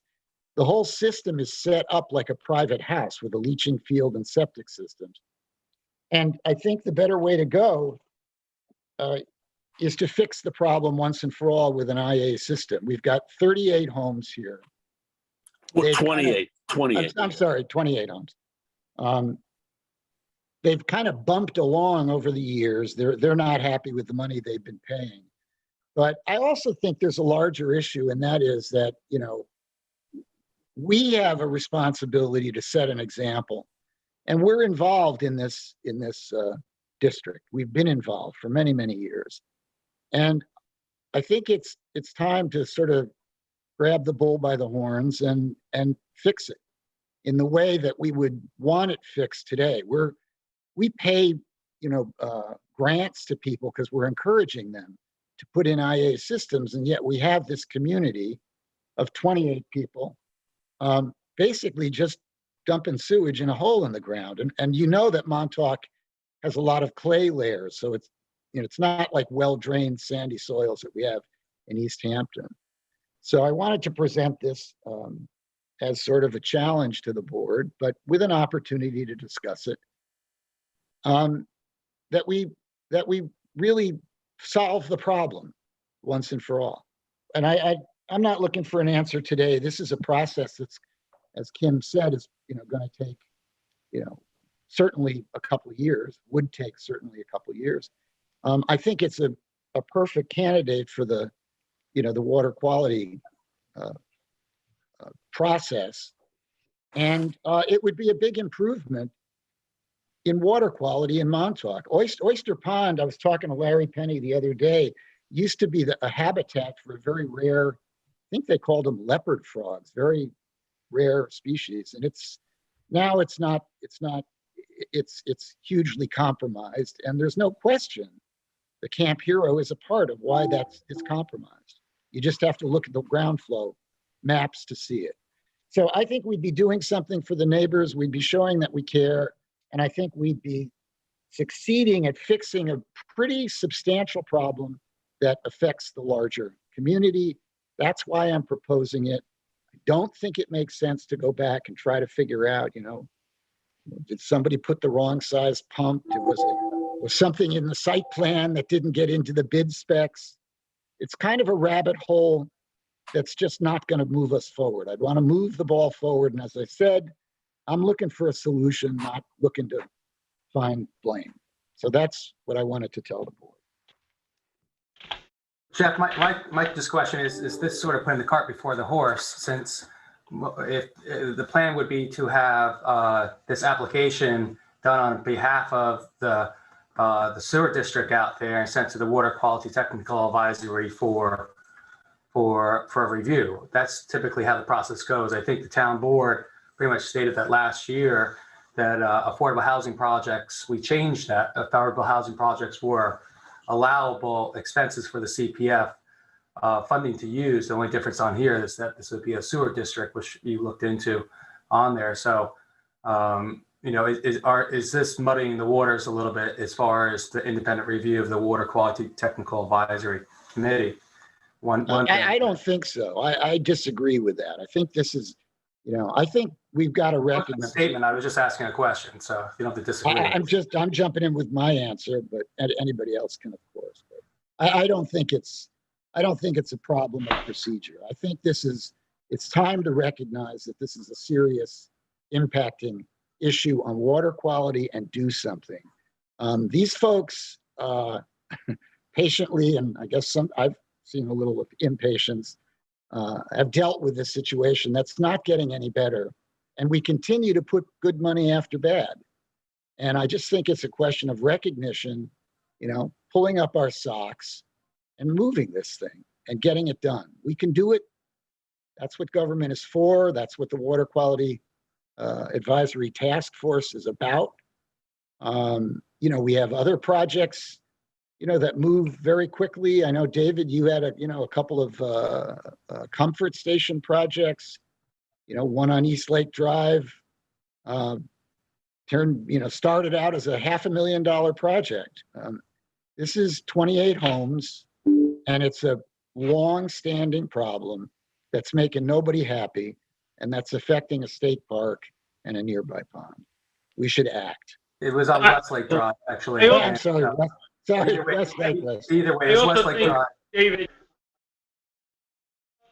I also think that, I hope you can hear me. I also think that this is just the first step to hire an engineer. This is not the board approving an entire project. We have no real knowledge of what that project would be or could be without the first step of the town, who owns the septic system through this sewer district, of hiring an engineer to find out what we could do in there to clean up the water quality. I mean, I think that looking at it not as you're agreeing to do the whole thing now, it may not be feasible. We don't know, but we do need it would be nice to have an engineer look at it. It would be nice to pay for it with CPF money, so that it's not going to get done without that because of the cost to the district. And it is something that, it would be very helpful to at least clean up the problem. Well, I think part of the problem is not necessarily I agree, by putting anything with an IA and trying to decrease the amount of nitrogen in a 25-year or less flow zone to groundwater is important. But it gets back to some of the initial issues of the grinder pumps and such, is that we're still pumping uphill and going against gravity. Jeff, have you thought about trying to go downhill and redesigning so we can use the terrestrial and gravitational pull to redesign the system so that there wouldn't be as much every 10 years something potentially breaking down that would go into the taxing district that wouldn't be able to be paid through CPF? Yeah, that's a good idea, and I appreciate, Tom, you're jumping in and pulling the reins back on this a little bit, because I agree with you. This is just the first step. So the answer to that, I would say, is yes, David. And the way to find out is to get the engineering done And the only way that we can get the engineering done is if we use CPF funds to do it. They don't. This community doesn't have the money to do it. We do. And Tom's right. And I should have spoken a little bit more granularly to say that what I'm really asking for is let's take the first step and get the engineering done. And I hope that we would commit to using CPF funds because I don't see any other way to do it. And I think it's a way to get the wheels turning. It isn't a commitment, to the whole shebang. We don't know what the engineering is. And David, your suggestion is a good suggestion, and I'm sure an engineer would look at that because it's obviously not ideal to have to be pumping septic uphill. I guess I have some concerns about the process here because we have a water quality technical advisory committee that's set up to review any projects and evaluate them and prioritize them. We spent a lot of time setting that up when the water quality funds were made available. 20% of that CPF fund can be used for water quality, and there has to be a demonstrable eligibility and need, and showing that water quality is in fact improved by whatever the project is. It's not simply a matter of trying to help somebody out who can't afford to upgrade their system. There has to be a measurable impact. And so I'm wondering what water quality study has been done of the surface water streams leading into Oyster Pond that you mentioned, which is an impaired body. We all know that. And groundwater flow, at least from the chart that I saw, was at least a 50-year travel time from the properties of Camp Hero to Oyster Pond. So I think, some initial study as to what the benefits are from a water quality standpoint, rather than just what the, that it's maybe an effective way of funding a sewer district and that's paid for by people who are already extremely price sensitive, being that it was an affordable housing project. So I think, some initial look at the actual water quality data is helpful. I haven't seen any of that today. That's something that the Water Quality Technical Advisory Committee would review. We do have a rather robust amount of funds that have come into the CPF fund recently. So there's, a significant amount of money that could be made available. But I think following the tried and true process for evaluating projects, and also, I don't think there's really been any outreach to the actual community members about this in advance. I actually sent an email to Lisa DeViglio, who's the homeowner association person there for the 28 homeowners. They didn't know anything about this presentation or that there had been any discussion about changing things at the wastewater district. So, they're going to have to come up with funds for anything that CPF doesn't cover. I think they should be involved, immediately as stakeholders because, it's their community. It's not the town's community. And normally these kind of projects are proposed by a homeowners association. I know that the Water Quality Technical Advisory Committee's looked at a number of communities, whether it was the trailer parks at their various locations.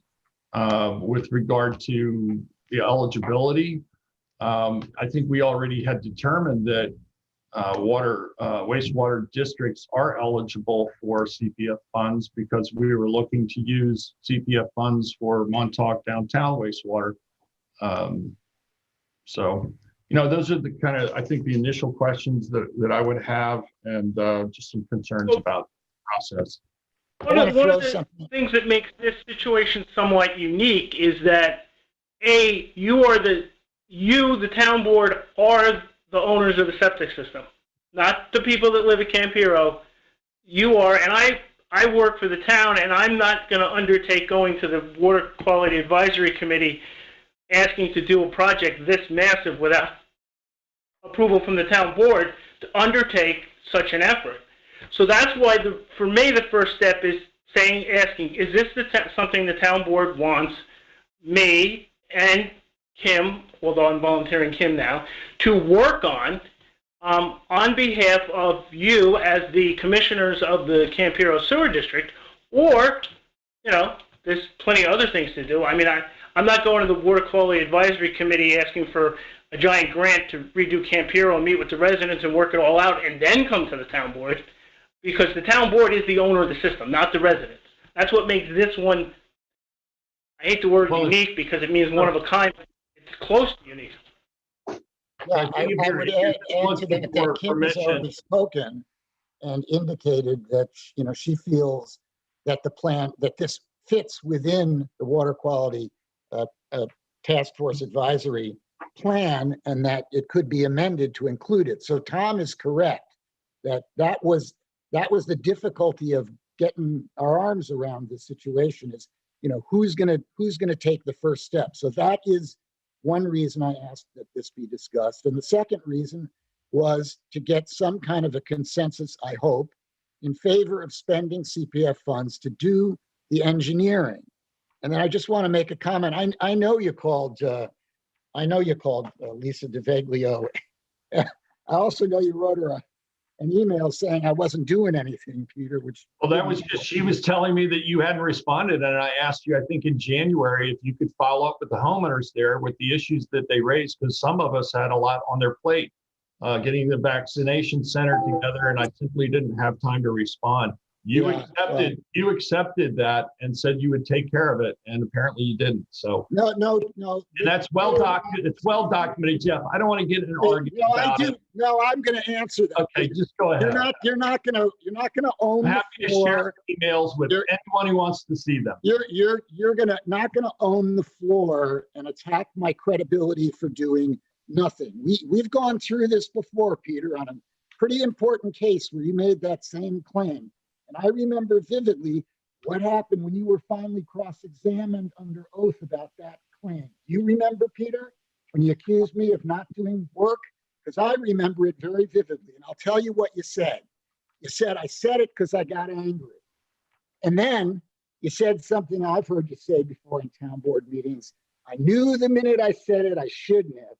And when you were further questioned under oath, not in a meeting that you're controlling the floor, you admitted that it was a misstatement. And so don't accuse me of doing nothing and expect to get away with it. Don't try to discredit me. I have been talking to bond counsel. I've been talking to our state rep. I have been talking to every component of local government, to Len Bernard and John Gilnicki. And you don't solve a problem like this in a minute. You had it for a long time. I don't know what you did with it, but I'll tell you one thing that happened. The neighbors are pretty upset. So I'm not looking to blame, Peter. I'm not looking to blame you or anybody else, but I am looking for a solution. And that's what I want. That's why I wanted to present this. And you stalled me last week when I wanted to present it. So you're not having trouble hearing you, Jeff. Your audio is pretty bad. Well, I'll try to make it better. I'll just repeat what I said before. When you give me an assignment, you're not throwing me a home run pitch. You're throwing me a problem. I've worked on this, and I'd like to get, some sense of how the town board feels about using CPF funds, getting started with an engineering study, and looking to help solve the situation, because it's a serious impact on public water throughout the town.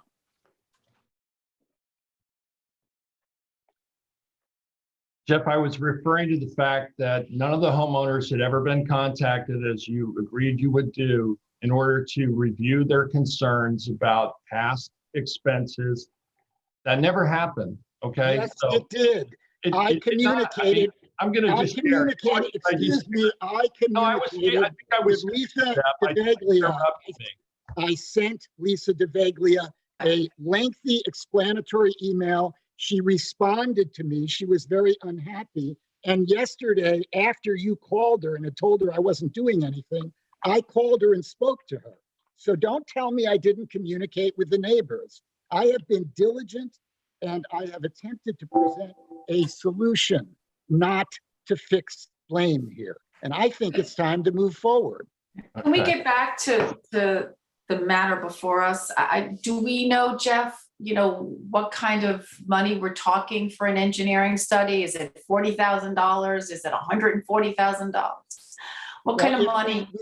If we had a consensus that we were interested in this, I think I could come back to you with some kind of an estimate. No, well, asking for proposal doesn't cost anything, right? Engineers will give you a proposal if they think that they're going to get. I'm willing to work with Tom and Kim on that and come back with a proposal. I think it's a good idea. This is obviously a long-term fix. What's the short-term fix? What are we doing for, now? Well, we just took bids and accepted a bid on a new grinder pump. So we're going to have to be doing those short-term fixes to keep this system going. But it's as Tom knows and Kim knows, this is way out of date. This system is really like 1980s technology for 28 homes. So, it's a good idea to get something new there. So I have a question for You're Kim. going to be accepting the bid on Thursday night. Yeah, I was going to say we haven't done that. And right. It'll be done Thursday night, and there's a small budget modification to move $960 from outside professional to repairs, because the amount the town board has borrowed, we went over by $960 on the low bidder. So we're going to take that out of the operating fund and hope nothing breaks between the time we get the capital project completed and the end of the year. So Kim, can I just understand? So obviously we have the Water Quality Technical Advisory Committee where we go out for requests for applications and it goes through the process, and there's a ranking and a grading and all that. But then you also mentioned the Water Quality Improvement Plan, which I pulled up, which is, in the appendix of the Lake Montauk watershed, where it says Camp Hero for wastewater treatment, Camp Hero wastewater treatment system repair or replacement. What's the significance of this already being mentioned in the Water Quality Improvement Plan, or is there any? No, since it is mentioned in there as part of the Lake Montauk assessment, water quality assessment, technically, instead of going before the committee, it's already been vetted by the committee to be included in the plan. So you still have an option, to do an independent RFA application, or the town board can treat it as part of an approved plan already and move it forward for engineering services. Okay. So back to the question about water quality itself. Does the map that you just showed actually not show the 50-year or greater travel time from the actual septic system to Oyster Pond? And have there been any studies of surface waters leading in from Camp Hero showing that Camp Hero is actually contributing to water quality impairment? Yes. So 2 years ago, the Army Corps was looking at the Camp Hero State Park, and they were going to repurpose it to make it like an active campground. And because it was a former military base, the Army Corps had to do a phase 1 environmental assessment. And we had public meetings in Montauk. Brian Frank and I both attended. And we were fairly critical of their analysis and that they didn't go far enough. And so we pulled the Suffolk County Department of Health Services and New York State DEC in to look at groundwater travel time, all the wetlands in the area, and potential impacts to Oyster Pond. A lot of the residents had some historical knowledge of oil spills at the former military base, which traveled to Oyster Pond and caused a huge die-off. So we do have some current information that the Health Department and the Army Corps put together for the redevelopment of the adjacent parcel. So that vector map that I showed was as part of that presentation in 2019. And isn't there a stream running from the Camp Hero site toward Oyster Pond as well, Kim? Yes, there's several. So the difference, I think the thing to consider though is if the septic system's in the ground, whether or not the surface water is actually picking up that. And Kim, don't you have like also the Suffolk County watershed analysis that we just reviewed? And I'm curious to see what that map looks like. Is that something you can pull up and share with us? You are talking about the Long Island Nitrogen Action Plan? So we recently reviewed the maps, and we adjusted some of our water Oh, the water quality maps. maps, yes, based on the Suffolk County updated watershed study.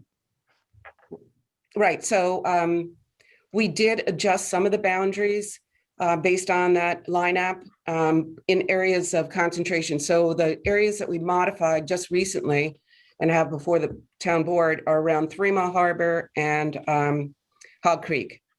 The reason those two rose to the top is we had a lot of pressure from residents in the community who are just a street away from the boundary.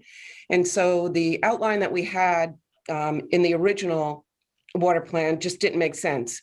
So when the county came out with the lineup, we adjusted those boundaries. And again, we can look at that for the Montauk area to see if we need to make additional adjustments.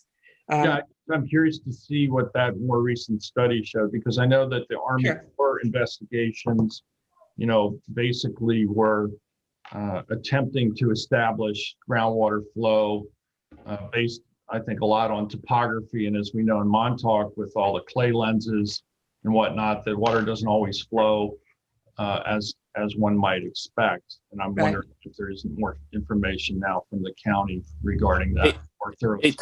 I got to say, Tom, Peter raises a point about surface waters.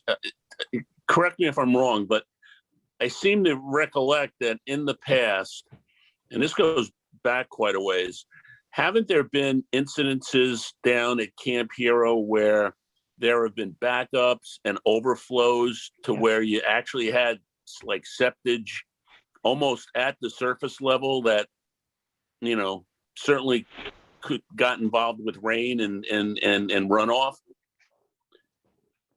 Well, yeah, the last fix, Len's right. There was sewage rolling down the side of the road, and it was found by the highway department when they were mowing the road edge. They said, there's sewage here. And that's what got us out there. Now, the electronic monitoring system at least contributes to knowing when the pumps have failed. So we have much better information, and hopefully they won't overflow again. But the thing worth remembering about what's getting the groundwater is that Camp Hero was built on top of the wetland that was there. I don't think, and I don't know exactly, but I don't think they French coated it through the underlying wetlands. They put it on top. Now, you can do that in the 1940s and during a war. So surface water can't, I mean, it would be, as part of the engineering study, it wouldn't be the worst idea to test the water. Because some of those pipes that had run from Camp Hero into Oyster Pond, some of those have collapsed, and over on the state park side, and now the water just runs right over the top of the old pipes that were there. So it would be interesting to test that water to see, you know, what it would inform us, at least, as to whether the sewage is doing what it did at the East Hampton Trailer Park, which is go down and then go sideways, as opposed to go into clean sand, because it was built on top of a wetland. You know, those are all the kinds of things that I guess an engineering, an engineering survey and plan would look at. But I just happen to remember, because I've got this picture where, you know, there was raw sewage, you know, on the surface down there at some point, and I mean, even longer ago than just within the last year or two. But anyway, I mean, but those are the types of things we're going to need to look at going forward. If I just may add, this is a straight out replacement of an aging cesspool and tank, where we don't have to demonstrate, impacts to surface waters. Other projects have to demonstrate that there is an improved water quality difference made, whereas replacement of individual on-sites is just a one-for-one replacement. Yeah, but if we're going to use CPF funds, I'm not so sure that what Peter's saying and what, and I think Jeff agrees, I think everybody agrees, you want to show that it's going, yeah, it's gonna have a positive impact on, on groundwater, surface water, because we're using CPF funds to do it. And what was you meant, you were saying something and Len kind of talked over you, which happens with Zoom. What were you saying when, I mean, we'll be able to demonstrate that there's a water quality improvement? Yeah, cesspools are just leaching into the soil surrounding them. There's no treatment. And, it's such an antiquated technology that the health department is finally, in 2017, woke up and accepted these alternative treatment types. I mean, they're even allowing, you to create wetlands to be able to treat septic, which is more effective than just concrete blocks in the ground. So I don't think there's any question, at least in my mind, that replacing the current technology with the best practices, latest technology is a bad thing. We should be doing that everywhere we can.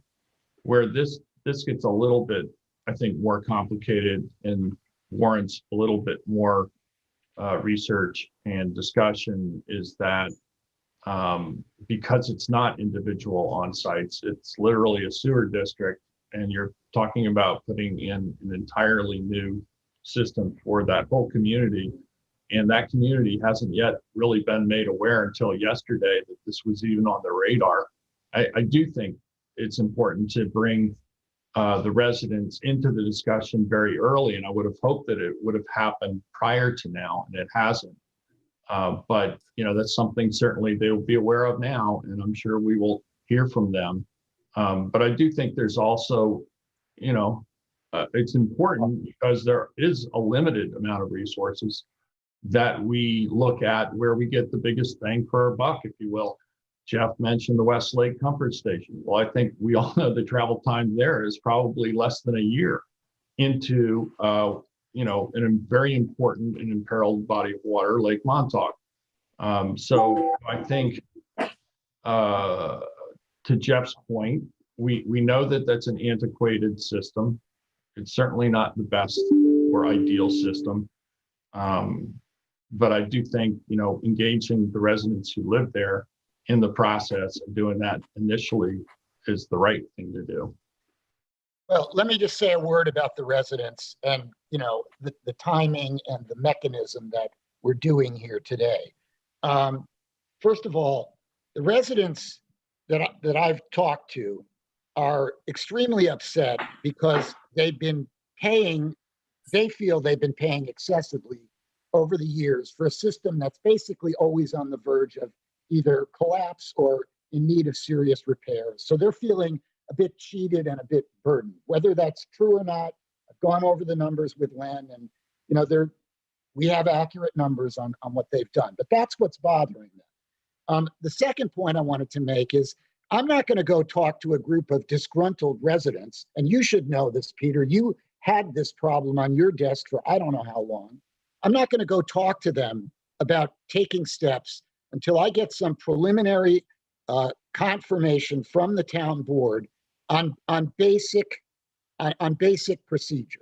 And in this case, that basic procedure involves two questions. One is, are you inclined to use CPF funds? Do you think that given the fact that it's a replacement of an out-of-date system that serves 28 people based on the pollution that we believe it's causing, do you think that is a worthy community benefit? And the second is the more technical procedural question of whether or not we need to amend the water quality improvement plan. Kim is strongly suggesting we do not. So I'm not going to just run willy-nilly into a group of disgruntled residents and say, hey, how would you like this or that, until I get some direction from the town board. So I think this is the thing to do. We call it work sessions because we're supposed to work out issues. That's why I wanted to do this. We're not a chorus line all jumping to the same beat. So I needed the answer, to these basic questions first. For me, I think it's obvious that this is well within the range of a community benefit that justifies the use of CPF funds. And I've confirmed that at all levels of government. You know, we're not the only government using CPF funds in a septic district. Peter, you just mentioned we're doing it in another septic district. And when you look at what's going on there and look at Oyster Pond, I think it's obvious that they need a new system, and this is the way to go. So I think this is the way to. I think it is an upgraded system, not a new system. It's the upgrade is the IA aspect of it. Well, the IA aspect of it, yes. Yeah. But that's what I think we have to make sure that we couch it and make sure that this is for an IA upgrade, not for the whole system of conveyor belts of the areas that we need with the doors to be fixed, because those are confined areas. These are things that are within what the system is. But the IA aspect, I'm fine with that, Jeff. I just want to make sure the process is set. And same thing going back to Westlake. The process on Westlake to get a IA system in there was prioritizing. We went to natural resource to prioritize all the town buildings. So that aspect was there. So just as long as the process is fine, I agree with you that there's a community benefit of looking at the IA system here. Hey, and also using CPF funds. So the engineering would be, very important. To get going on the engineering, I think would be important to the town and certainly important to the residents, because then we can talk. Then we got something to talk about. I got a question about, just rationalizing the use of CPF funds to do this. Kim, if these people could come in and put in separate septic systems for each house, which they can't do, it just, it's not feasible. But if they could, under our program for, reimbursement for replacing, bad old systems with new, they would be eligible for what, $15,000 or $20,000 each, 15. If they could do it. 15. Yes. And then for another, what, 5 from the county or 10 or whatever it is. So, right? Yes, it would be a combo from the county and the state is 10. But even at 15,000 and 28 homes, they would be a no-brainer. You would be using CPF money to pay each one of them $15,000 to replace their system. Because it's a district and because of the way it's structured and because of the restraints, it has to be treated as one system. Think about it. I mean, 15,000 times 28, that's about $400,000. $420,000. Yeah, so it's $420,000 right there that you would be using CPF money within that program without really even giving it a second thought. So I think you can rationalize using CPF money if the town board's so inclined, based on whatever the engineering study shows. Honestly, I don't think that's an issue. I mean, this is an acceptable project under CPF. I have no qualms about that, and right. This is something that we're trying to get folks to do all over. And I would recommend. Go ahead. No, and I would recommend that because we looked at a couple of financially. We looked at a couple of different options. One was to dissolve the district and just have the town take it over, just like the water company took over the Camp Hero Water District. But I'm kind of intrigued and kind of like the idea that Tom had mentioned in talking to Southampton, where the CPF money is actually being used, in an existing sewer district to make improvements. I think if we can do that, that would be the better way to go financially, because even if you dissolve the Camp Hero Water Sewer District and the town takes over, all of the outstanding debt still has to be paid for by the people within that district. That doesn't go away. The town does not assume the cost of the outstanding debt service, which is about $28,000 a year for the next 5 years. So the idea of keeping the district intact and using CPF money to do the improvement to me makes a lot of sense. And if Southampton's doing it, that's a good precedent and something that we can model whatever we do after. Yeah, they are. I talked to it and I've gotten the paperwork, some of the paperwork on it, and I think I've shared it with John Jilnicki. The town has long contemplated CPF funds for downtown Montauk Sewer District. So right. I mean, that's not new ground at all. Certainly ineligible. Except that sewer district doesn't exist yet. This one's already there. We're doing the map and plan on. Right. No, and you really, that has to be funded by CPF. Not 28, so. Right. No, that has to be funded by CPF. I asked a question of Kim as far as design, and again, Jeff mentioned this is a brown bag or work session. Just to throw everything at the screen here, if they were to design, part of the issue with still using this type of old antiquated system right now, if you want to say, or legacy system, is that if one person uses it incorrectly, they can break the grinder blinds and other things. If you do actually end up trying to put individual systems on individual properties, each person then has to treat their system with due diligence, or with respect. So my question is, has it ever been looked at because that the subdivision of land up here, or the layout, to use potentially the right of ways for the leaching galleys that would be weight bearing, but put the system, the IA system, on the person's property, but potentially using the roadway for like a linear galley leaching system for each one? Is that been explored, or are we looking at putting the galley or the? I think we're looking, David, at as having an engineer take a look at the overall system. I mean, I know one of the issues with the property is that it still has Orangeburg pipe, which is tar type of pipe, basically paper infused with tar spun on a spindle. That was used. I think it was discontinued in the early 60s, and in many cases it would have collapsed already, but I think that the soils are so heavy with clay that it basically formed a clay. It's basically, there's probably no pipe left. Clay tunnel. It's going right through clay at this point. Who knows? So I think there's going to be, some significant costs with trying to do a new system there. If the equivalent under CPF is $420,000, I think it's likely that the costs will go far higher. I'm a bit concerned about that, given the extremely price sensitive neighborhood, the fact that it was affordable housing and what people feel like they can afford. And there are only 28 properties there, so and again, everybody has a little different assessment, assessed value, so everybody pays a little bit different. But just back of the envelope, whatever the costs are, if you put it on the homeowners, it's whatever the cost is divided by 28. So you can imagine, the impact. And again, that gets amortized, but it's still a big number. Yeah. So I would just I think say that having an engineer look at options like full package treatment, which it is better than an IA system, and the infrastructure is kind of there, and I think that's what Kim's diagram showed.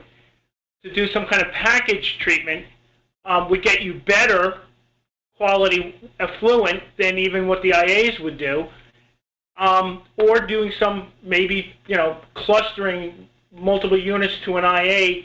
The reason you can't do that in the real world is you need a sewage district, but we have one.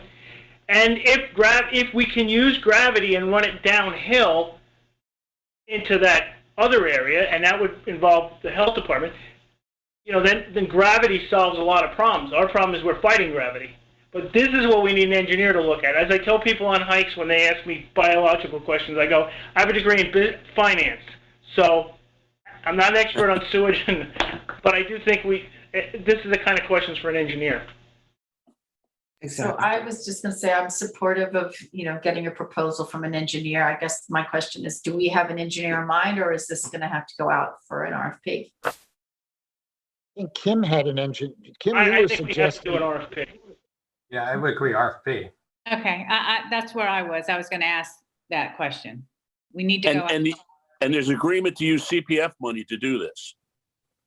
Well, let's get the proposal first. Then we can Okay. identify the funding source, right? Well, I mean, yeah. I mean, like I just said, there's only 28 homes there. I think the idea moving forward is that this is going to have to be funded from some source other than the 28 homeowners. So that's why we're looking at CPF. Jeff, did you look into those costs being covered by other than CPF? No, I think CPF is the way to go. It's why we have the authority to use it for water quality improvement. I see no reason not to. Other jurisdictions have done it. I talked to Fred Thiel about it. He was, for the engineering. Yeah, for the engineering and ultimately the project. Yes. I agree with Jeff. I mean, it's in the water quality improvement plan in the Lake Montauk watershed. It's specifically called out. So it was already addressed by the committee. So I'm comfortable with that as well.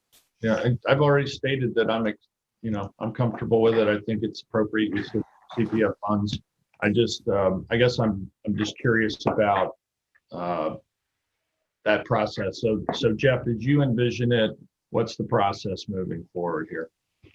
Well, I wanted to get the first thing is getting the proposal. I was not thinking of putting it out to bid because we had the engineering, I guess the engineering firm, we have two engineering firms that are really like oriented to septic work. One of them is, what is it, H2M, the one that's working in Montauk, on the Montauk sewer district plan. So I would be happy to reach out to them for a proposal. I mean, this is professional work and it's just to develop a concept plan. So this is not, full engineering. It's just to sort of say what they think would work.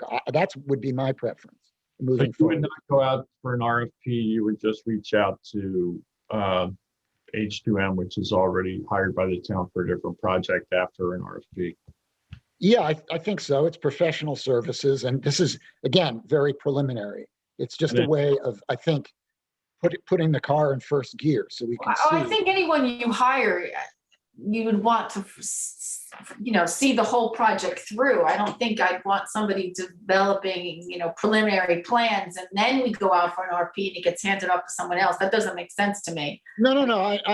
I'm not suggesting that. I'm just saying I think we can get started on this early part, to see where it's going more quickly than putting out an RFP. You would just hire them to do the work if you liked what you got. I would be. I'm relying partly on. I've talked to Kim Shaw about it. I mean, I'd like to hear from her.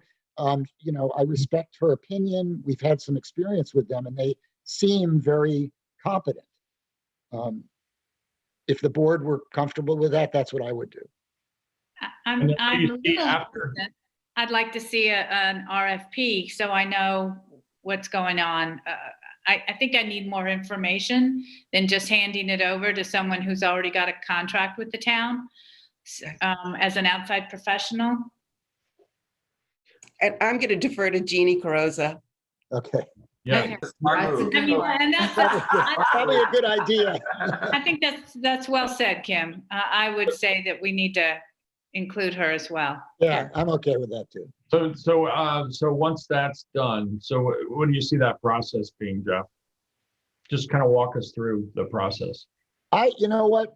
I don't have a plan for the whole process, Peter, because frankly, preparing for this meeting, I didn't know whether we would have the plan or not. So, I can work with Kim and we can come up with some kind of timeline. And if we're doing an RFP, we have some time to do it. I feel that this has been a productive meeting and it seems like there's a consensus to move forward. And, I'd be happy to put out an RFP and powwow a little bit with Tom and Kim and, come up with something. So the other issue that I'm hearing is that this is going to take years to get this completed. What is the plan in the meantime? We're going to have to do what we've been doing, which is keep this, out of date, ineffective system running. I mean, there are 28 homes. You can't suddenly say, oh, you don't have septic. And I'm not suggesting that. So I don't know what that's why I think there's some urgency here. It'd be better because my feeling is we're throwing good money after bad. Nothing is going to fix this system. It's completely out of date. So it does, I think, suggest that there is some, urgency to act. I really think we should move this as quickly as what you're saying is we're not fixing the system. We're doing an add-on to the system. That's no. I'm not saying. I'm saying that what we're doing now. Tom can talk. Tom, you're muted. I think the capital project that the board held the hearing on last year and that we now have a low bidder for, those grinder pumps are going to help a lot with the rail system, because if they become clogged, they can be lifted up and cleaned out. And by making the opening bigger, it's not a confined space anymore. That eliminates our biggest current problem. Now, what's next? Well, the leach field doesn't work 100%. It needs plumbing up there. We pumped it out, so we've got a while for that before something could go wrong. It's Camp Hero. We had a root grow through the pipe and come out through the someone's toilet a few years ago. We solved that problem, but we can always if we get desperate this year, we borrow from the general fund. We advance it to the septic fund, and they have to pay it back. Now, that is a bad situation. We don't want to get to that. But I think the rail system is going to solve what's been the immediate problem, which is those pumps clogging on a regular basis. It can create down the road a longer-term problem, because now if people continue to throw things out that don't biodegrade and they get shredded into a porridge, and that porridge gets down into the leaching field, it can clog the leaching field over the long term. But I think short-term it'll get rid of our major problem. Now, that's $70,000 more debt that the residents are going to have to pay back, but we had that hearing. Drew Bennett is the engineer on that project only, and that if the board awards on Thursday, and I will of course have a resolution, then that will get done, and that will solve our short-term problems, hopefully. So I guess that's my answer. I mean, the system is old. It's like a 10-year-old car. You never know when something's going to pop up. And I'll say this, Tom really has been, has taken the brunt of all the problems down there, and has tried to navigate through, keeping the system up and operating for the people that live there. And I know that there have been some complaints over the last few years related to costs, but that's because it's an old, decaying system that needs a total overhaul. And that's what this discussion today is about. It's about a total overhaul of a system that's very old and very outdated. And until we do that overhaul, you're going to have to do the fixes the way they've been done over the last several years. It just so happens that a couple of them have piled on top of one another. And yeah, the people got hit with a pretty big increase on their tax bills this year. Hopefully, if what Tom just explained, if this fix works for enough, and stretch this out for a year or two, their tax bills will go down quite a bit next year, because this new system, or this fix that we're doing as a result of the 70,000, that's going to be amortized over a long period of time. So that won't really hit them that hard in their tax bill.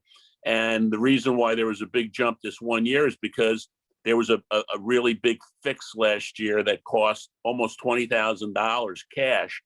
And that $20,000 was borrowed from the general fund and had to be paid back to the general fund at one time.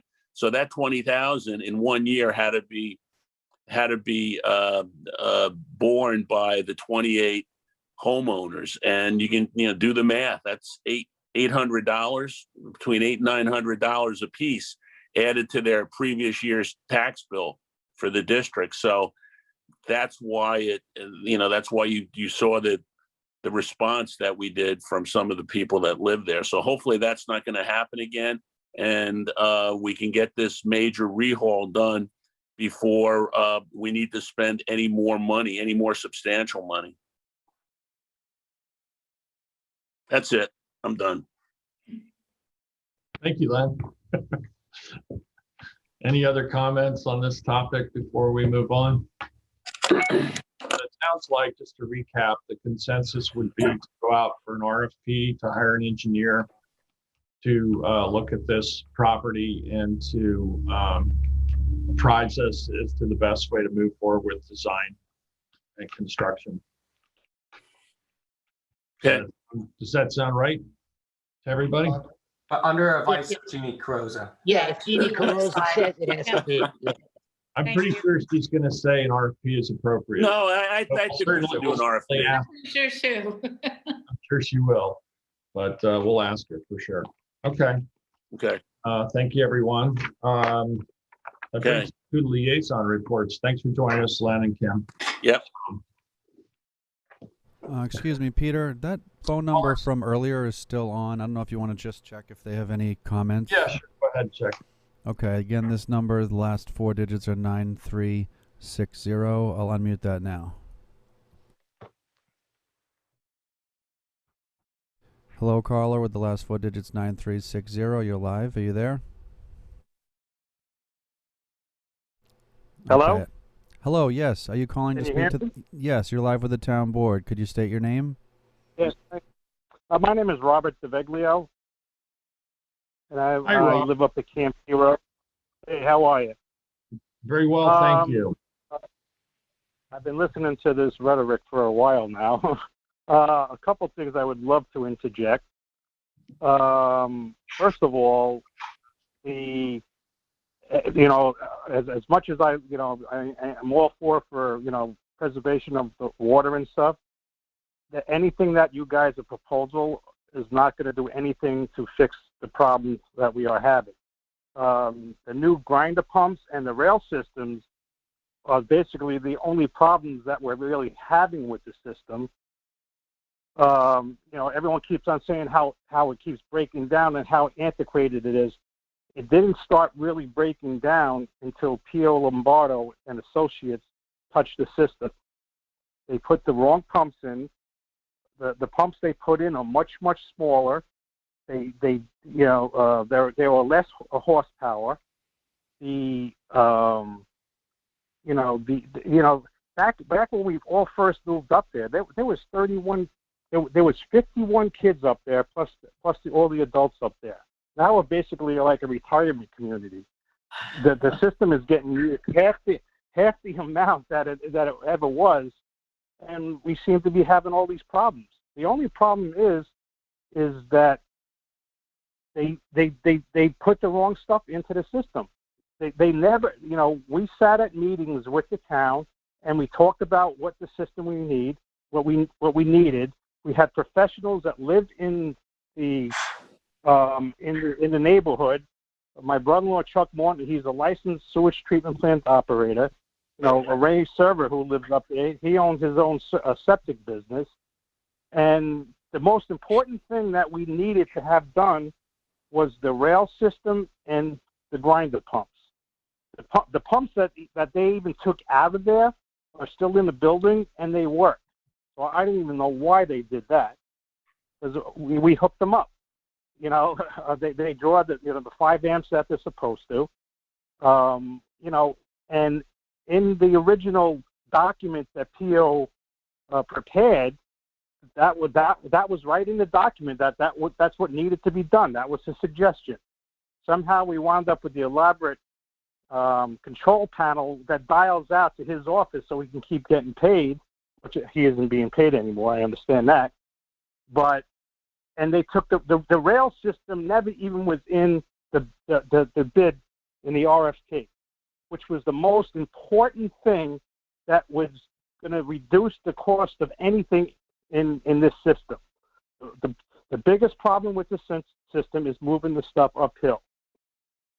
Then you were talking about maybe trying to reverse the system and having the stuff go downhill. In that report that PO did, he did all kinds of test borings in the field behind my house, and they deemed that was not a good place to do that. So that's why they went the other way.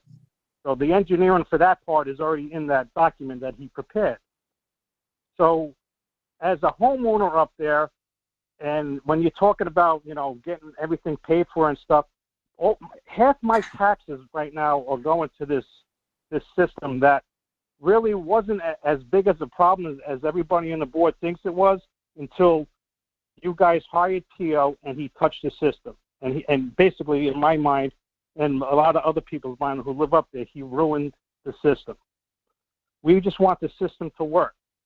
And now, so we're on the hook for all this other money. Now we're going to be on the hook for another 70 grand when technically that was the main problem with the system to start with that was never fixed.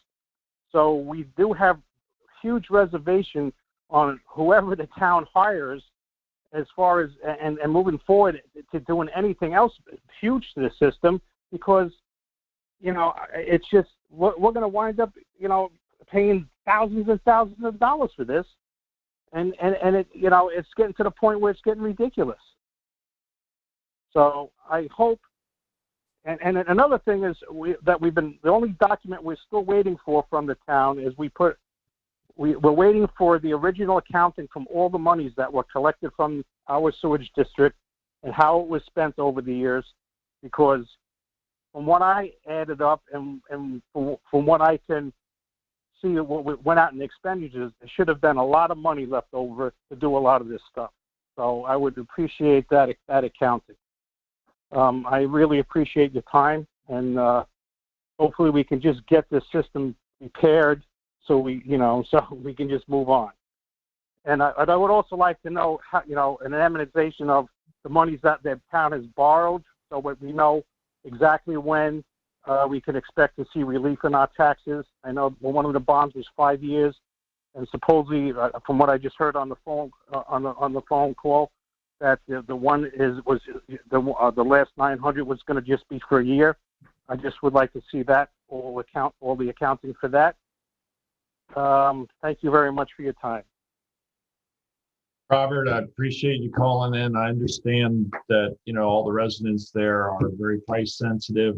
These unexpected costs all hitting in 1 year couldn't be amortized because they mostly related to the pump failure and pump outs. And as I know you well know, the confined space issue makes everything extremely expensive when things have to be serviced. And that's why, obviously, it sounds like that's why we wanted that done in the first part of the repairs. That was the biggest thing we needed done, and that's why we wanted it, because we all understood that, and we've been understanding it since 2014, since Mr. Pio got involved with this system. So I would really go ahead. I'm sorry. Go ahead. I'm sorry. You know, so yeah. So, you know, we would really appreciate some consideration, you know, from the town. We did not bring this person up there to evaluate the system. We didn't hire him.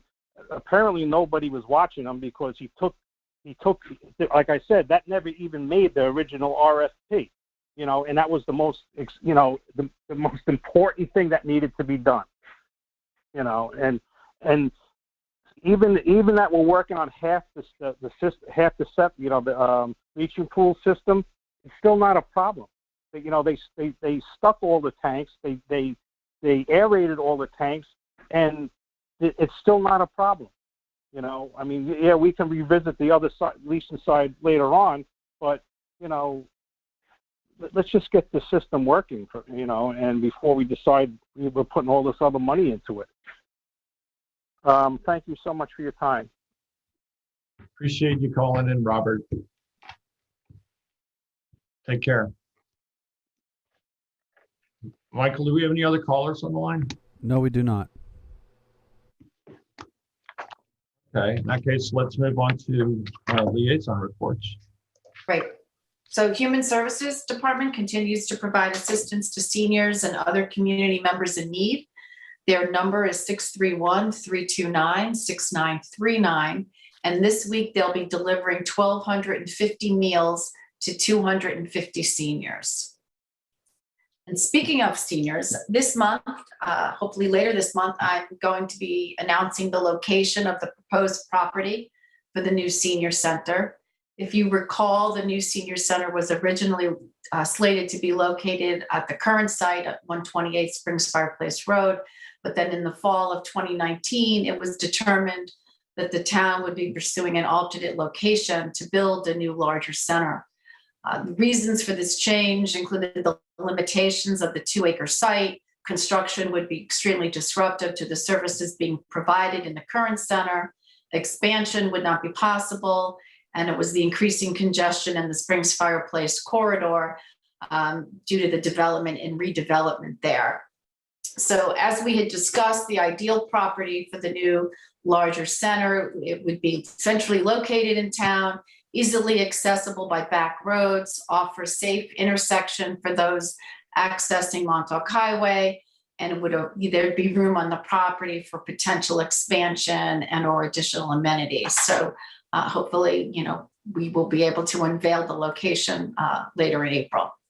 But I do want to talk to the board about the architectural and engineering services. Back in 2017, we hired Savick and Murray to provide those services. We did outreach to seniors, community members, and human services staff to inform the schematic design. But the scope of the project has changed in the last few years. And after speaking to John Jolnicki and Jeannie Carrozza in the purchasing department, we believe that it warrants going out for a new RFP. And this is based on the fact that the location has changed. We wish to design and construct a net zero energy building. It's funny, today we talked about net zero, we talked about RFPs. The original RFP did not include the East Hampton Food Pantry, as that was a later addition. And there also may be potential new design and engineering considerations as a result of the global pandemic. For example, right now we're doing delivery to seniors. We may want to now design a kitchen in the new center that would allow us to both provide meals that could be frozen and delivered while having, dining room experience for lunch. Right now, we couldn't do both, but the future may be that we want to be able to provide both those services. So I, concur with John and Jeannie in regard to issuing a new RFP. And I wanted to make sure, the board was in agreement as well. And I did take it to the Senior Center Building Committee because we met last week and they support the new RFP as well. And, as you know, in RFPs, we always include what the rating system is going to be. So the Senior Center Building Committee would like to offer recommendations on how to score that, which I will, share with the board when we get to that juncture.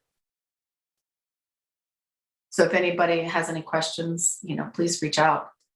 The Springs Park Committee met last week. We had a very productive meeting as we're building consensus around a number of issues that had been brought forward, talking about signs, park safety, parking, invasive species, small dog area, gates, toys, treats, and food.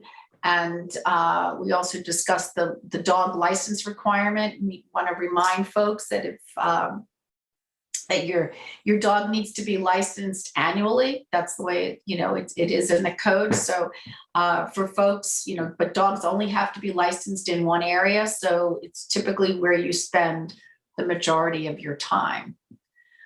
The Springs Park Committee members have requested, this is I guess the glamorous part of our job, a few more poop bag dispensers along the perimeter paths, as it would encourage more pickup, and locating a few more garbage cans at intersections of the path.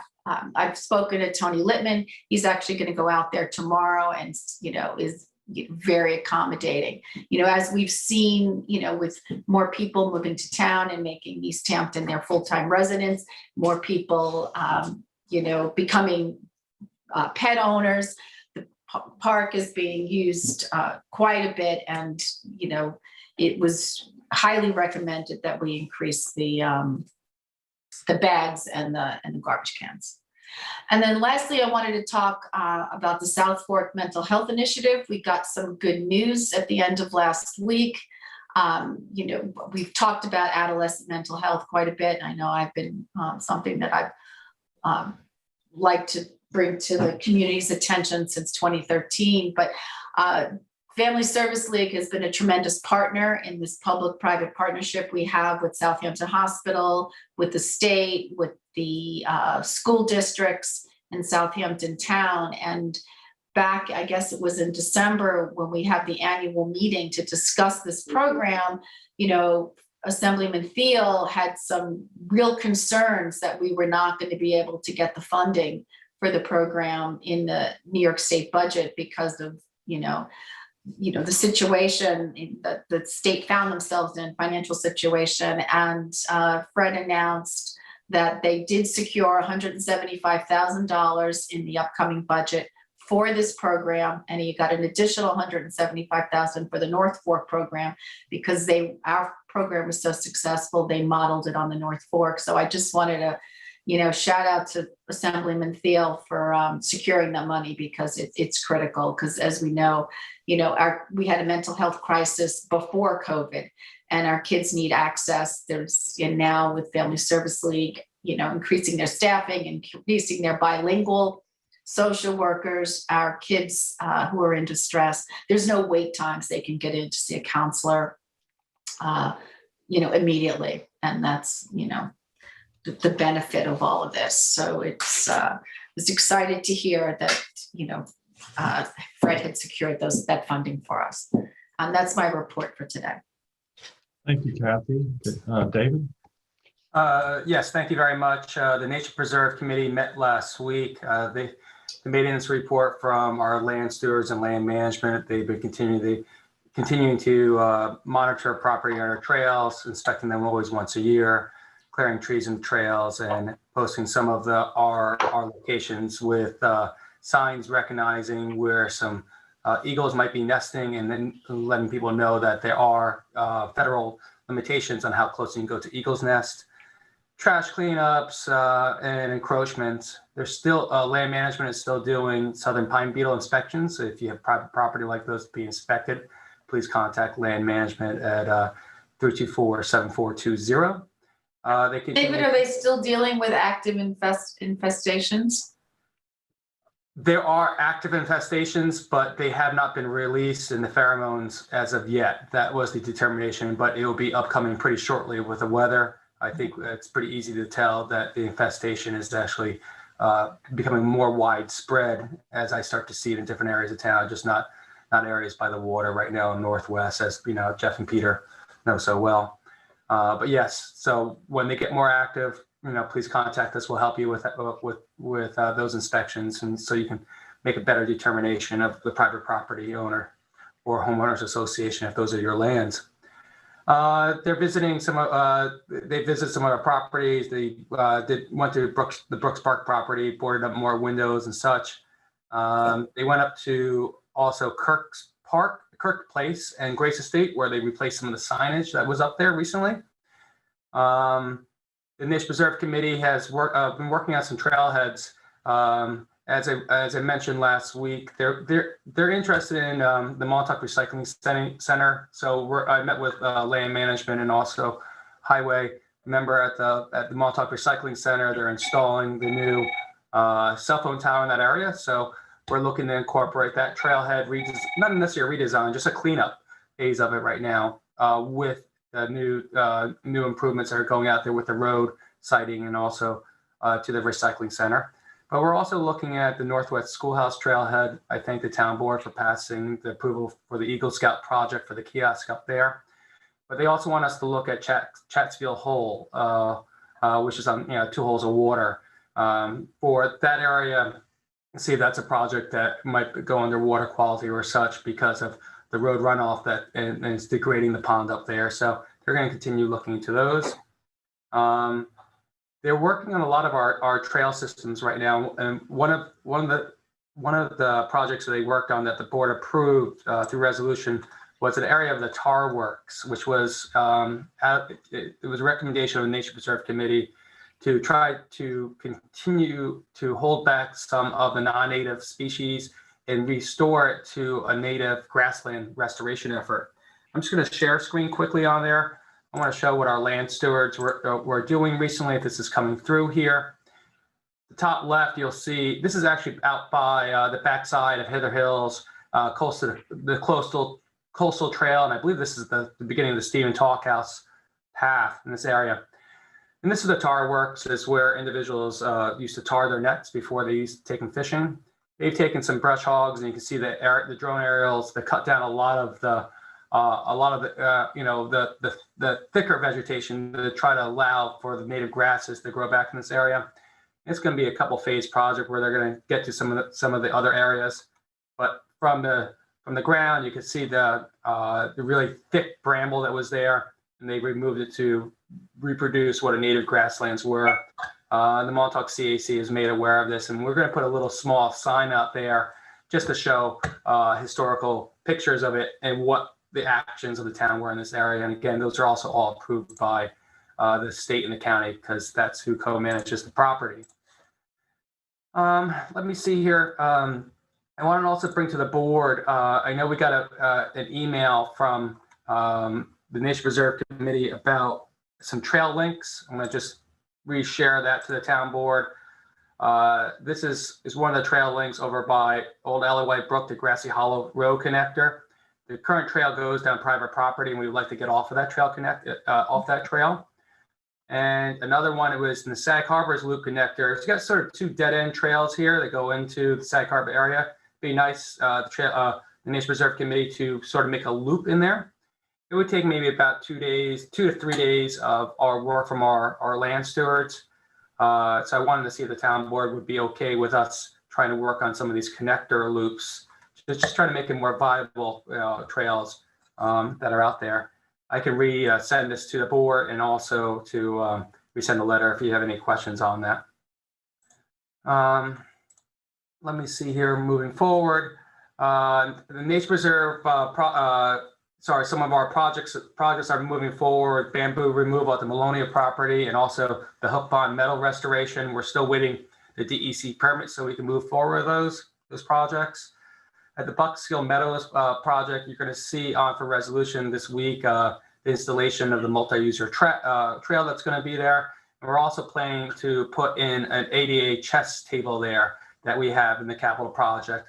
And we're looking to put another one, and also in the Montauk Lions Field, close to the playground area, 2 ADA chess tables with appropriate ADA concrete underneath of it then too.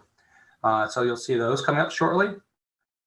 In the fisheries, I just want to remind everyone that last week, President Biden's administration made the announcement of the establishment of the national offshore wind goal of 30 gigawatts and 230 by 2030, in which BOEM, which is the Bureau of Offshore Energy Management, hosting a virtual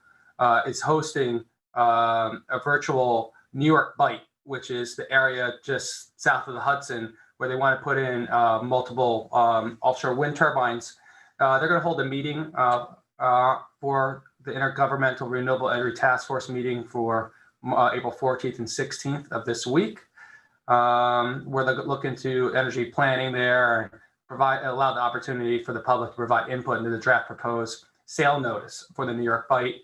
You can please go to NYSERDA for some more information, or to BOEM if you're interested in participating in that virtual meeting.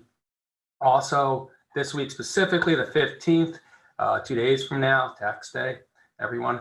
Commercial striped bass permit holder deadline is up. If you are a striped bass permit holder, you must renew your food fish license and striped bass permit by that date for 2021. If you do not do so, it does not affect your 2022 permit, but you won't get your 2021 permits. Please contact the DC Marine Permit Office at 631-444-0470. You'll see on resolution from the Water Quality Technical Advisory Committee the applications for water quality technical funding upcoming for this Thursday, and to move those forward. I wanted just to get some more information to the board about the one project that was the Kelp project. So just to answer some of the questions I know some board members had. Yes, I was correct that in the first year, the expected nitrogen yield from the 2 testing sites they've been shown to be for the same size, which is 100 foot strings. If it grows appropriately, would be about 6 pounds. Keep in mind that nitrogen being removed, that would be removed into the seaweed, has to be removed from the water. And so the initial process right now, it would be to compost it at our composting location, which would be at the town dump, which mix in almost 10,000 yards of compost a year. The second year and onward years, it might increase the poundage up if it grows. This is what the test year is so important this year. And if that production is successful, the town can seek alternative uses for the kelp than compost. But for this first year, for such a small amount potentially, composting was thought to be a viable solution. You know, when we start looking at utilizing nitrogen in our waterways, we want to try to close that loop if we can, pretty much. If we can find a different type of fertilizer that's organic, we don't have to use the non-organic fertilizers or nitrogen load. So that might be assistance from kelp in the future. Intense composting, which Jeff had mentioned in the past, is definitely an issue to groundwater in the immediate area. But based on the small amount of this, we've talked to Dr. Gobler about this already, and he also mentioned this in his State of the Base presentation last week. Seaweed, could hold promise locally to mitigate impairments such as harmful algae blooms, and also maybe a potential fertilizer, kelp farming being the same. And then as far as composting, this amount here specifically is that once nitrogen hits the groundwater and the soil, the trace amounts of metals fall out and it becomes oxygenated. So the small amount that we're looking at in this test option shouldn't be any detriment to our waterways and should be diluted by any time. So I have those moving forward. I don't know, Jeff, if that helps you with some of the questions you might have had in the past or any other board members. But I also will be putting those up for resolution this Thursday. I don't know if there's any discussion on that portion from anyone. Okay, so I'll move forward onto recreation. And recreation, the recreation department. Sorry, are you on? Jeff's muted. I think he wants to talk. You're muted, Jeff. That's why. That's why. You missed quite a dog performance, though. Your lips are moving, but we're not hearing it. The dogs were barking, and you weren't hearing any of it. Yeah, I'm not sure where I come out on it. 6 pounds of nitrogen is a minimal amount. Can you just speak closer to your mic? We're still having problems with your audio, Jeff. Really? Okay, I can. Okay. Yeah, 6 pounds of nitrogen, not a big deal, and a 100-foot string, probably not a big deal. Going forward, I don't know. I want to think about it a little bit more. It doesn't seem to me to be a tremendously efficient way to get rid of nitrogen and or phosphates if it does anything for phosphates. But that's all I wanted to say. I understand. And so what we can do is if the board wants to approve this on Thursday, what I can ask Aquaculture Department to do is to remember this is a winter project. You know, kelp is grown in the winter. And what we can do next springtime is to see exactly how successful it was. And in a way, I think we should do that potentially with all our projects that we fund. You know, let's get a 1, 2, 3 year report of how our funding is, because it's the people's funding, and to see how these projects are, see if they're successful or not. And again, that goes back to my thoughts and meetings. So Jeff, I'll make sure I'll get Aquaculture Department in here next spring, make sure they'll give us an update. I'll move forward to recreation. As always, the recreation department is looking for summer rec assistance, and also summer lifeguards. Please contact the rec department at 324-4141 if you're yourself or someone you know is interested. The buildings and grounds, the rec department has done a great job in the Little League fields. I know I've gotten a lot of emails from individuals. You know, recently, and the Little League is starting with opening day pitch next week. I know. I've been bringing my kids to the ball fields, and they've all been actually, it's great to see the kids out there playing with each other. And also kudos to the volunteer coaches for continuing to be within the COVID guidelines right now. It's great to see. I also want to let you know on for this week is John, in coordination with the superintendent of recreation, John Rudy, and the chief lifeguard, John Ryan Jr., they want to actually change the way that the titles for their lifeguards are changed this specific way. They want to make it instead of one large district of East Hampton, 2 specific districts, one being East Hampton / Amagansett, and then the other one being Montauk. And then what they would have is they would have a district chief for each district, and then also an assistant chief for each district. It just makes their level of response time and also hierarchy as far as their guards better place for them.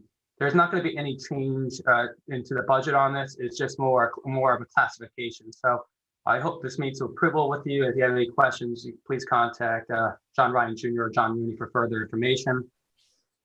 In highway, Before you go on, can I just ask a question, David? Of course. So is there a decision being made about the summer camp that we normally do at Spring School in Montauk? Are we offering summer camp, or is that canceled? We have no decision on that yet, but the advisory group we're going to be meeting again this Friday, and I will talk to John Rooney and get that out there, because again, as we just got more guidance yesterday, I believe, from the state as far as summer camps, I think John is our head of superintendent of recreations reviewing that guidance to see if it's available or not. So I'll get more information hopefully by next week, Kathy, so that the parents the town board can make their decision, and also the parents. Right. And then we'll review everything past Dr. Polsky also too. I appreciate that, David. Thank you for asking. Yeah, it's summer's coming. Yeah, and parents are starting to, line it up for the kids. Okay, and so I'll just keep moving forward onto highways. I met with Steve Lynch and also his chief superintendent in Montauk. We were discussing places in Montauk, not just about what was happening in the road over it going to sanitation, but also areas in south of Montauk in the highways where we can potentially add some parking south of the highway in Montauk in the town right of ways. And also looking at potential, needs for paving, because they're doing a lot of paving projects right now in the township. So I want to let the town know that, please take it slow.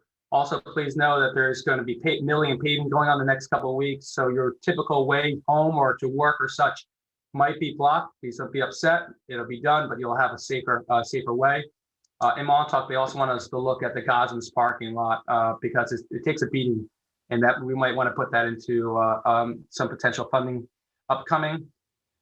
Steve has continued working with the state and engineers about the 114 and Stephen Hannon's Path intersection, about the flooding issues there as the state moves forward with their 114 road improvements. And they want to continue to look at the entire area for also, I want to make sure that there's bike lanes. They want to look drainage and intersection designs going even all the way up to Long Lane and further over towards Buckshill then too, because all that area has a lot of flooding. We want to make sure that it's globally looked at. So that's continuing moving on.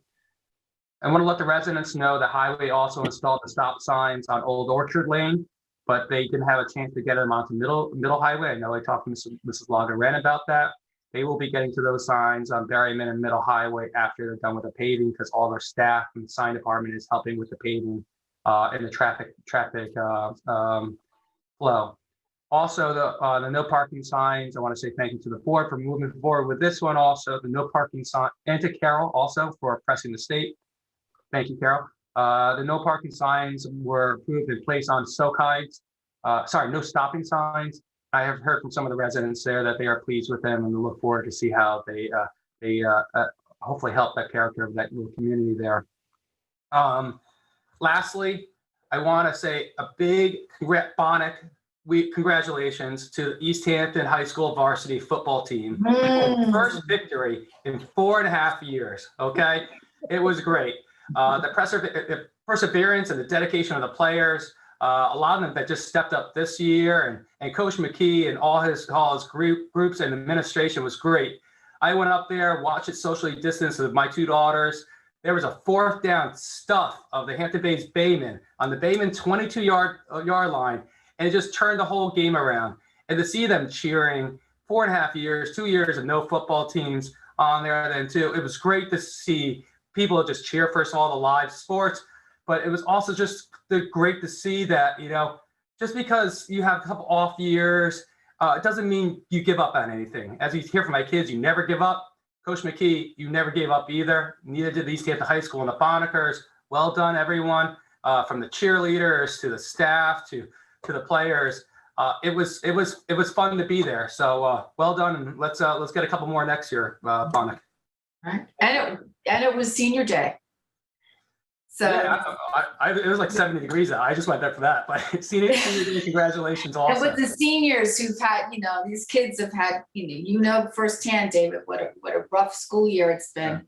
That to do that on senior day, they were pretty stoked. Yeah. So congratulations. And that is my liaison report. I appreciate your time. Thank you, David. Sylvia? Sure, thanks. The Business Recovery Group met last week, and we always get a rundown from Robert Ross on what's happening at local hospitals. Southampton Hospital has 11 COVID patients as of last Wednesday. Stony Brook has 102, and Eastern Long Island has 2. So for Southampton and for Stony Brook, those are all increases in hospitalizations, just patiently trying to say, please, it's not over yet. So, and these hospitalizations can kind of, I know it's scary, but that we need to pay attention. We also talked about the SLA, and the SLA has come out with a new April 12th to May 6th extension for outdoor on-premises service, which may be extended even after that. So at this point, outdoor on-premises service for alcohol can be extended through May 6th. We're hoping, and I've talked to Fred Thiel about how he can help and understands that we need to extend this throughout the season this year. If anybody wants to go and look at some of the restrictions, go to sla.ny.gov/restrictions, and you'll find more in-depth information. The fire marshal is contacting those establishments that applied for outdoor dining use on the Montauk Highway or the state right-of-way. And the DOT has extended the temporary use of the state right-of-way due to COVID through the summer season. So again, I think that's the second time we've talked about it here, but I think it's important if any of the business owners are listening. The CHOF committee, Community Housing Opportunity Fund committee, met. They discussed an idea about pre-approved accessory dwelling units that would be used for affordable housing. We only are allowing 20 detached affordable units within the whole township, 4 per school district. So, they're looking at ideas that might help move that along. Briefly discuss the affordable housing overlay that would go over the 12 acres of the Phillips property instead of just part of that acreage. And I'll talk about it again in my planning board report so that we can understand where we're going with that. We had asked the committee, and I want to thank Kathy for being at that meeting too. And this was something that she discussed, asked that the committee to write and advise the town on the types of units, affordable units that are necessary within our community. Maybe give choices, the first choice, second choice, third choice. Would it be single family home, condo? The idea of co-housing, which has come out of this committee, which is an interesting concept that's used in other places. It may mean that we need some code changes or rental units. And so hopefully we will get a letter that will be more definitive and help guide the town board in what would be useful for for affordable housing within the town. The Arts Council also met. They had a lot of discussion was about Brooks Park's property and the restoration of that property. They have been meeting with the Property Management Committee, and it was very positive, as well as having a meeting with Scott Wilson. They were very pleased with the supervisor supporting it, and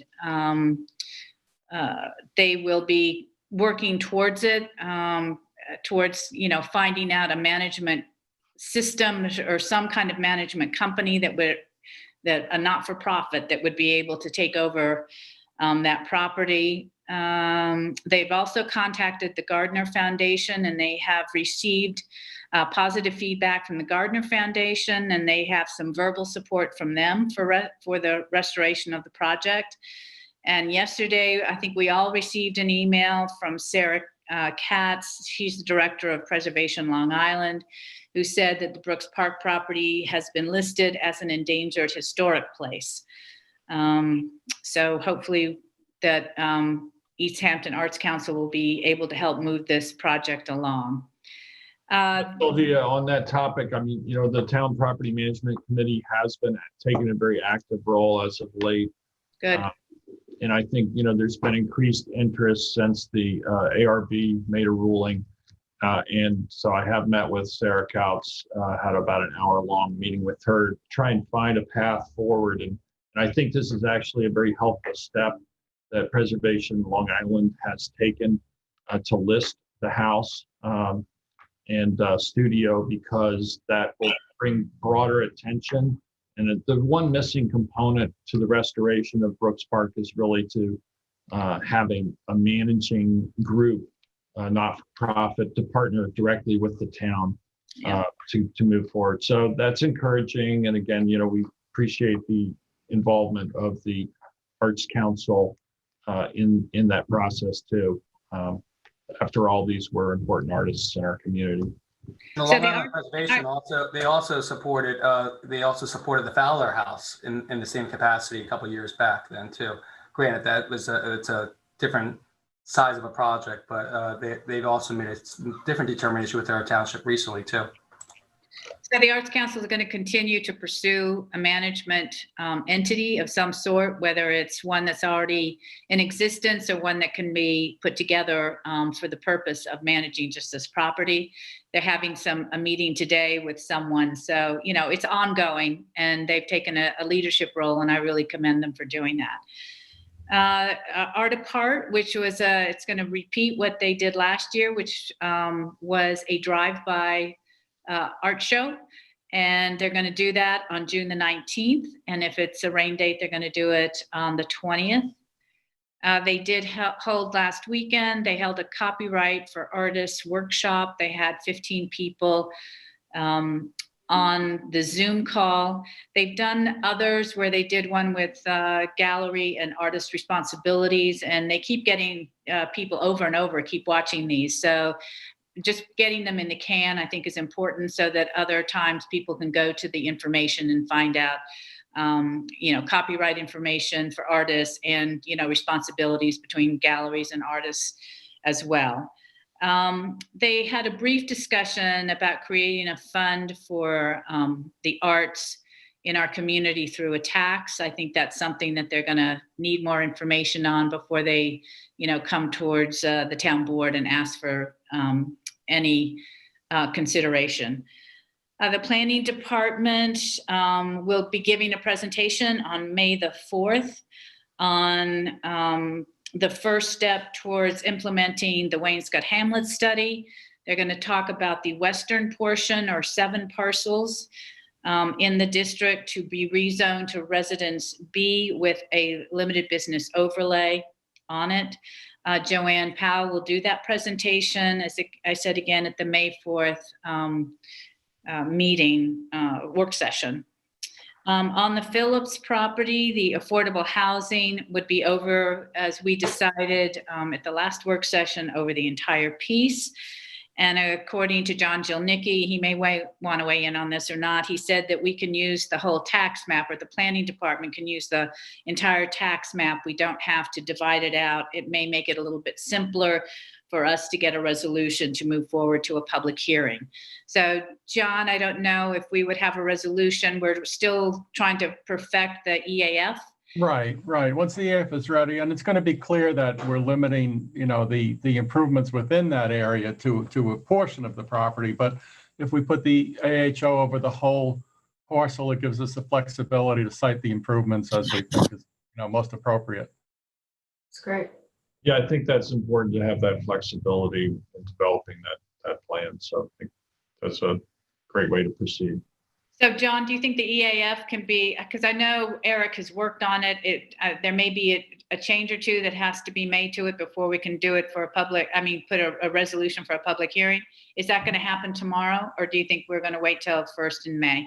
I'm not sure. I'll check with Eric if he thinks he'll have it ready, because really, if we do the reso, it's not going to, we have a week before it gets published. So, if we have it in order by the time of publication, we could go ahead. I mean, really, we need to have it in place by the time we have a hearing. So, I think we might be able to do it. All right. So that would be great if we had it on for tomorrow. Okay. I appreciate it. Sure. I'm having a meeting this week with Ann Glennon and Nancy Lynn Thiel. We talked about accessory buildings and pool houses. I think that the conversation started out with just pool houses, and kind of accessory structures kind of got mixed in with it. So I think it was unclear how we were going to solve that problem at the work session last week. So we're going to have a meeting with Ann and hopefully start to clear that up. So we'd have another presentation sometime in May for the town board. We also, you should have received 2 letters from the Wainscott Advisory Committee. They came in yesterday, and just want to again thank them for being thorough, and just want to again remind folks that the pond, Wainscott Pond, is surrounded by private owners and has no public access, and they would like to. There are toxic algal blooms that are happening within that pond. And again, remind the CAC that funding could come from the $5.5 million from the host community agreements if we want to move forward. And again, remind them that the pond is owned by the trustees and not the town. So this could be a joint project that we work with the trustees and the town, using the funds that hopefully will be forthcoming. The other letter that you got from the Wainscott CAC was about something that the supervisor put forward and brought attention to at Wainscott Hollow Road. They said a black migrant worker. We now know he was not a migrant worker, but a farmhand, recommending that to be considered for preservation. And the group unanimously supports the preservation of that house. It will have to be moved, and so that's the next step, is to see where that house can be moved to. We have a couple of ideas on the table, but we're trying to see if that's going to happen. But anyway, I thank them for their support in keeping that part of our history alive.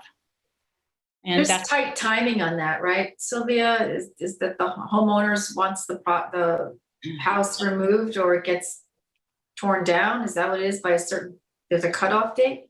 I have a cutoff date is May, sometime during that month. So, but we are reaching out to some entities to see if it can be moved. And, you know, one spot would be easier because it would be very close. Another spot would be further away. But we're seeing if some of these things can be, you know, viable alternatives for this little house. Yeah, I think it's an interesting and important part of our agricultural heritage, and you know what Wainscott once was. You know. Yep, it tells a story, and that story needs to be remembered. Absolutely. So that is all. Oh no, I have one more thing. Sorry. We are going to have an increase in the bond that we had just the other day. I sent you all the information on it from Rebecca Hansen, Lem Bernard, et This is for Parks and Ordinance to have an upgrade for their vehicles to be hybrid vehicles, which goes with our fleet efficiency policy that we passed just recently. So we need an extra $19,000 for those 2 vehicles in order for them to be hybrid vehicles. So I'm hopeful that the town board will vote to increase that bond by $19,000.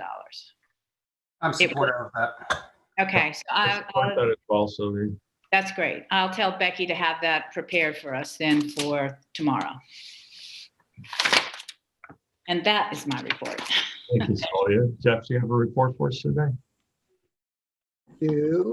And I'm just trying to get to my screen share here. I don't know why I'm having trouble. I can't find my cursor. Okay, here I am. I wanted to share my screen with one drawing. This is the airport, and I got a proposal from Steve Tuma suggesting that we set up some beehives on the airport property as in an effort to bolster bee populations and I guess, green up the airport a little bit, because as the board probably remembers, much of this area is in a Pine Barrens Atlantic grassland. And so he's recommended these two locations for the placement of bees. And I've talked to Debbie Klugers, who is our local bee person, and we're going to take this to the Agriculture Committee tomorrow night, actually, to discuss it. But apparently, swarms of bees don't present any traffic problems. They don't hit the radar. So we can maybe do a little something to make sure that the bees thrive in East Hampton. So I wanted to show you that. I applaud Steve for coming up with the idea. He's got some creative ideas, and he's generally trying to be a good citizen about the airport, which I appreciate. I also wanted to talk briefly about the Brooks Park property. I'm happy to see all the attention to Brooks Park. I've been working on it since, really right before COVID started and continuously through then. And I was happy to hear that the Arts Committee confirmed that the Gardner Foundation is willing to work with this, something that I have told the board on many occasions. Got a little skepticism on that. I think David was a little skeptical about that, but that was the word I heard when I talked to the executive director. Also, I wanted to mention the letter from Sarah Couts. Sarah is a former colleague of mine, actually. We worked together on a case in Southampton to save some very historic shingle-style cottages in the village of Southampton. That's where I met her. So it's good news that she put the Brooks Park property on her list of endangered historic places. It's unfortunate that it has to be on a list of endangered places. And I can't help but noting, I'm very glad that Peter delivered the liaison report last week on the Brooks Park project, and I was somewhat surprised, but happily, because as you know, Peter, you've been a rather strident voice for tearing the buildings down. And it appears that you've changed your position on that, which I'm happy about, and I welcome it. And I'm looking forward to working with the Arts Committee, many of whom I've already spoken to, many of whom I had spoken to before you started organizing your committee. I also know I have some information about, setting up a joint private public joint venture, because I've done some research on that. Again, going to our state rep and also the head of county parks. It's an interesting opportunity for us to get a more bang for our buck, particularly if we cooperate with the Gardner Foundation. So it has some other advantages. It would enable us to hire locally, and it looks like we would not have to pay. It can be arranged where you can hire local workers and you don't have to pay prevailing wage. So it's a very promising mechanism and not that difficult, and it's tried and true. There's been a lot of experience on it. So I'm really happy to see the interest in it among everyone. I'm happy to work with you all, and I hope you're happy to work with me. I'm going to share my screen just for a minute again. I think I'm sharing my screen because I wanted to show. Am I sharing? Can you see this? No. No, not yet. You're not sharing. Wait. All right, you're good. Okay. These are drawings that Scott Bludorn did. I just wanted to make sure they got circulated to us because they're really beautiful drawings about what Brooks Park could look like if it were restored. And this is the studio that the National Trust is most interested in. James Brooks, as you know, but maybe people watching the show don't know, was an abstract expressionist. He was one of this core group of abstract expressionists with Jackson Pollock and others. Another famous one is Franz Klein. And if you go to the Museum of Modern Art, you'll see many, many paintings by Franz Klein. They're very strong, black strokes on white canvas. They're highly recognizable. And this is what Scott thinks the place could look like with a little loving care. And I was really happy to see that he took the time to do it. I went out to the studio, and it's quite a structure, as you can see, with the sawtooth roof. It's now got some tarps on. I had some tarps put on to protect it. So I'm looking forward to it. They're really important artists. And the National Trust is very excited about putting the site on the National Register of Historic Places, and emphasized to me when I spoke to him how important the buildings were. So I'm happy to work with everyone, and probably will be talking to the Arts Committee. And I just wanted to say I wanted to say a word on COVID, and that is that we are still in a moment of extreme high risk, and that's how it's characterized by the CDC. We're 23% fully vaccinated, but we have a fairly high positivity rate in Suffolk County. We got a rate of 6%, which I'm advised means that there's probably undercounting of the active cases that are around. The 14-day change is a little bit of good news. It's down 6% in the number of cases. But I just wanted to say that, I know we're all happy that vaccinations are now, pretty much available. But we're learning from the Michigan experience, where they're experiencing like a fourth wave in Michigan. And we've been warned that vaccinations can't end the wave because the vaccinations take time to kick in.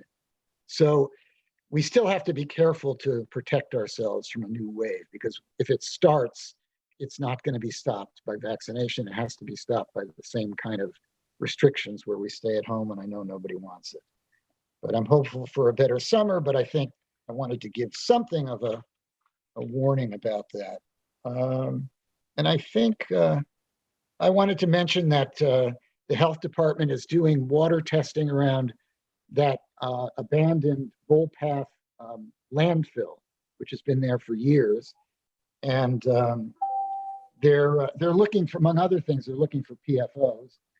And it does remind me of how we started in Wainscott. They set up a perimeter and they're testing for these chemicals, but I'm happy to hear they're doing it. It shows they're on their game and being cautious.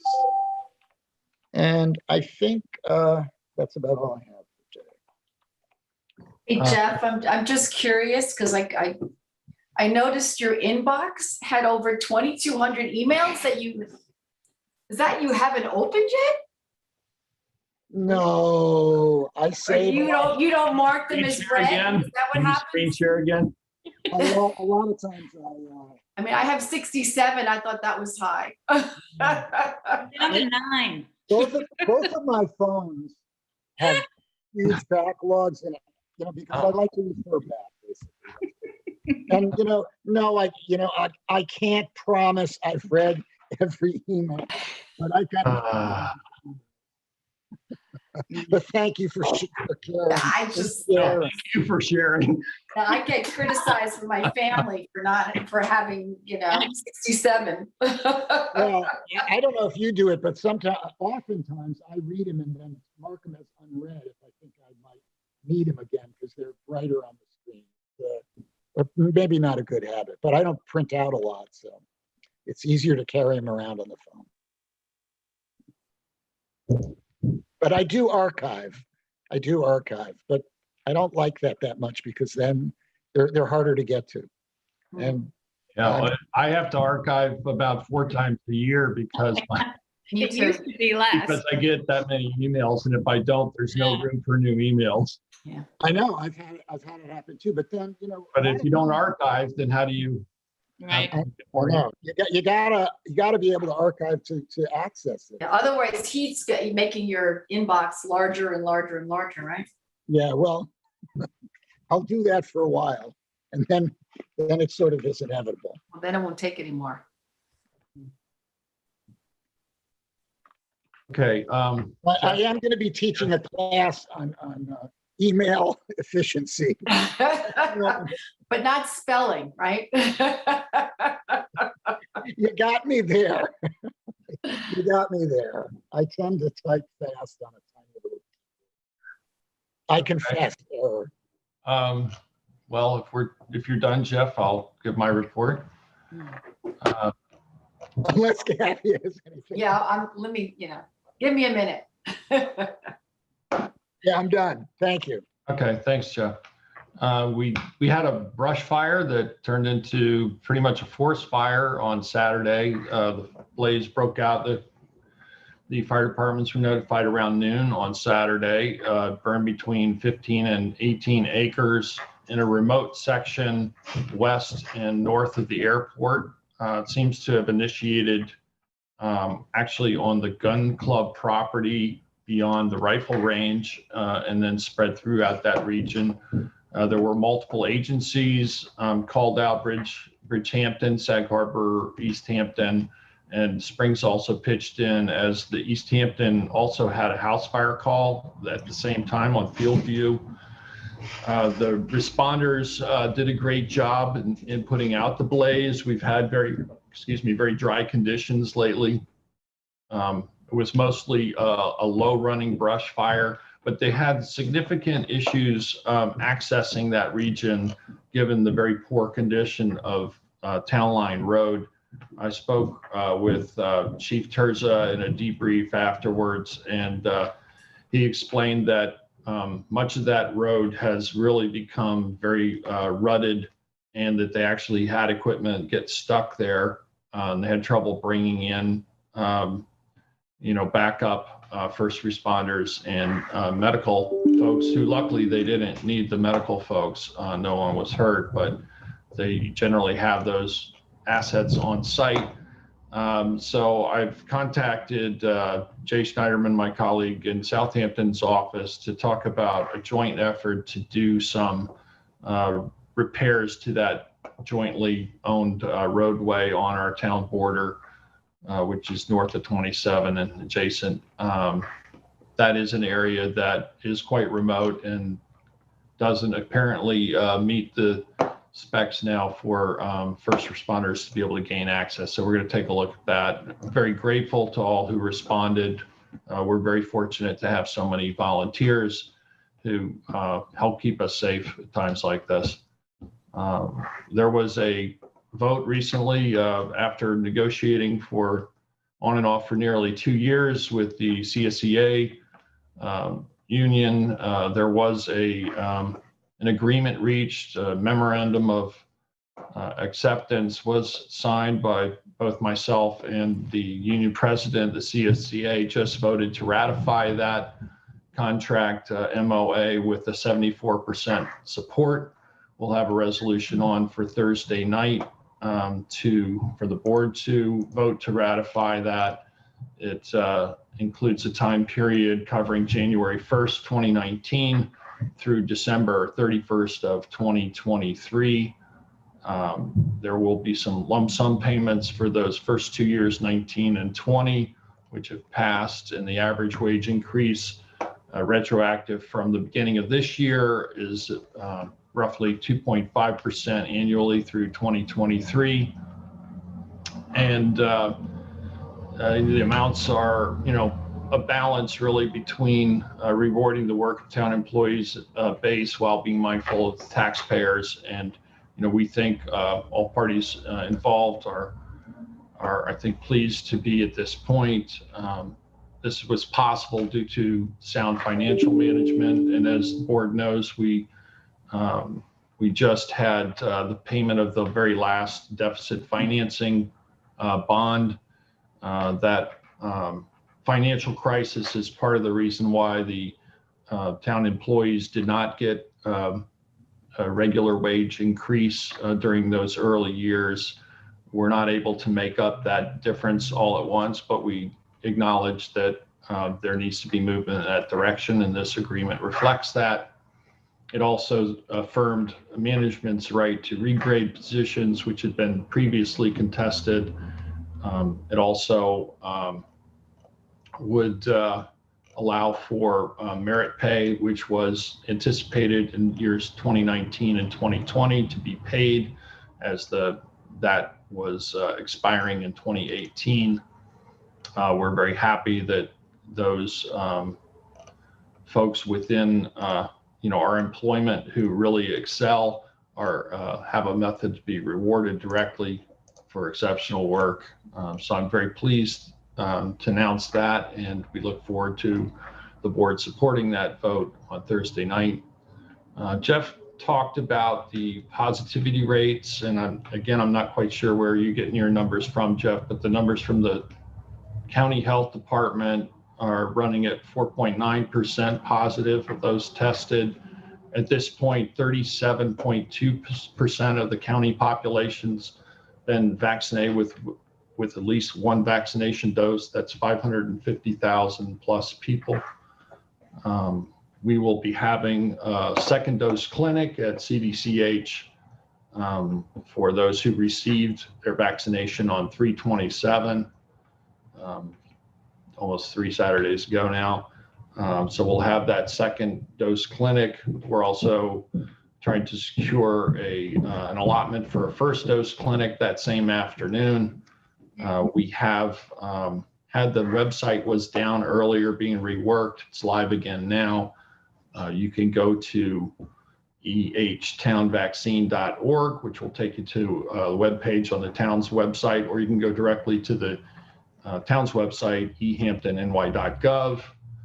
Look at the top of the page, and you can click to find out about registering for vaccine here locally. We ask that if you have previously registered that you and have been vaccinated elsewhere, that you let us know so that we can keep our registry live. We're also in the process of putting in an automated scheduling module to increase efficiencies. My office has been extremely busy with arranging for vaccine and scheduling appointments for folks.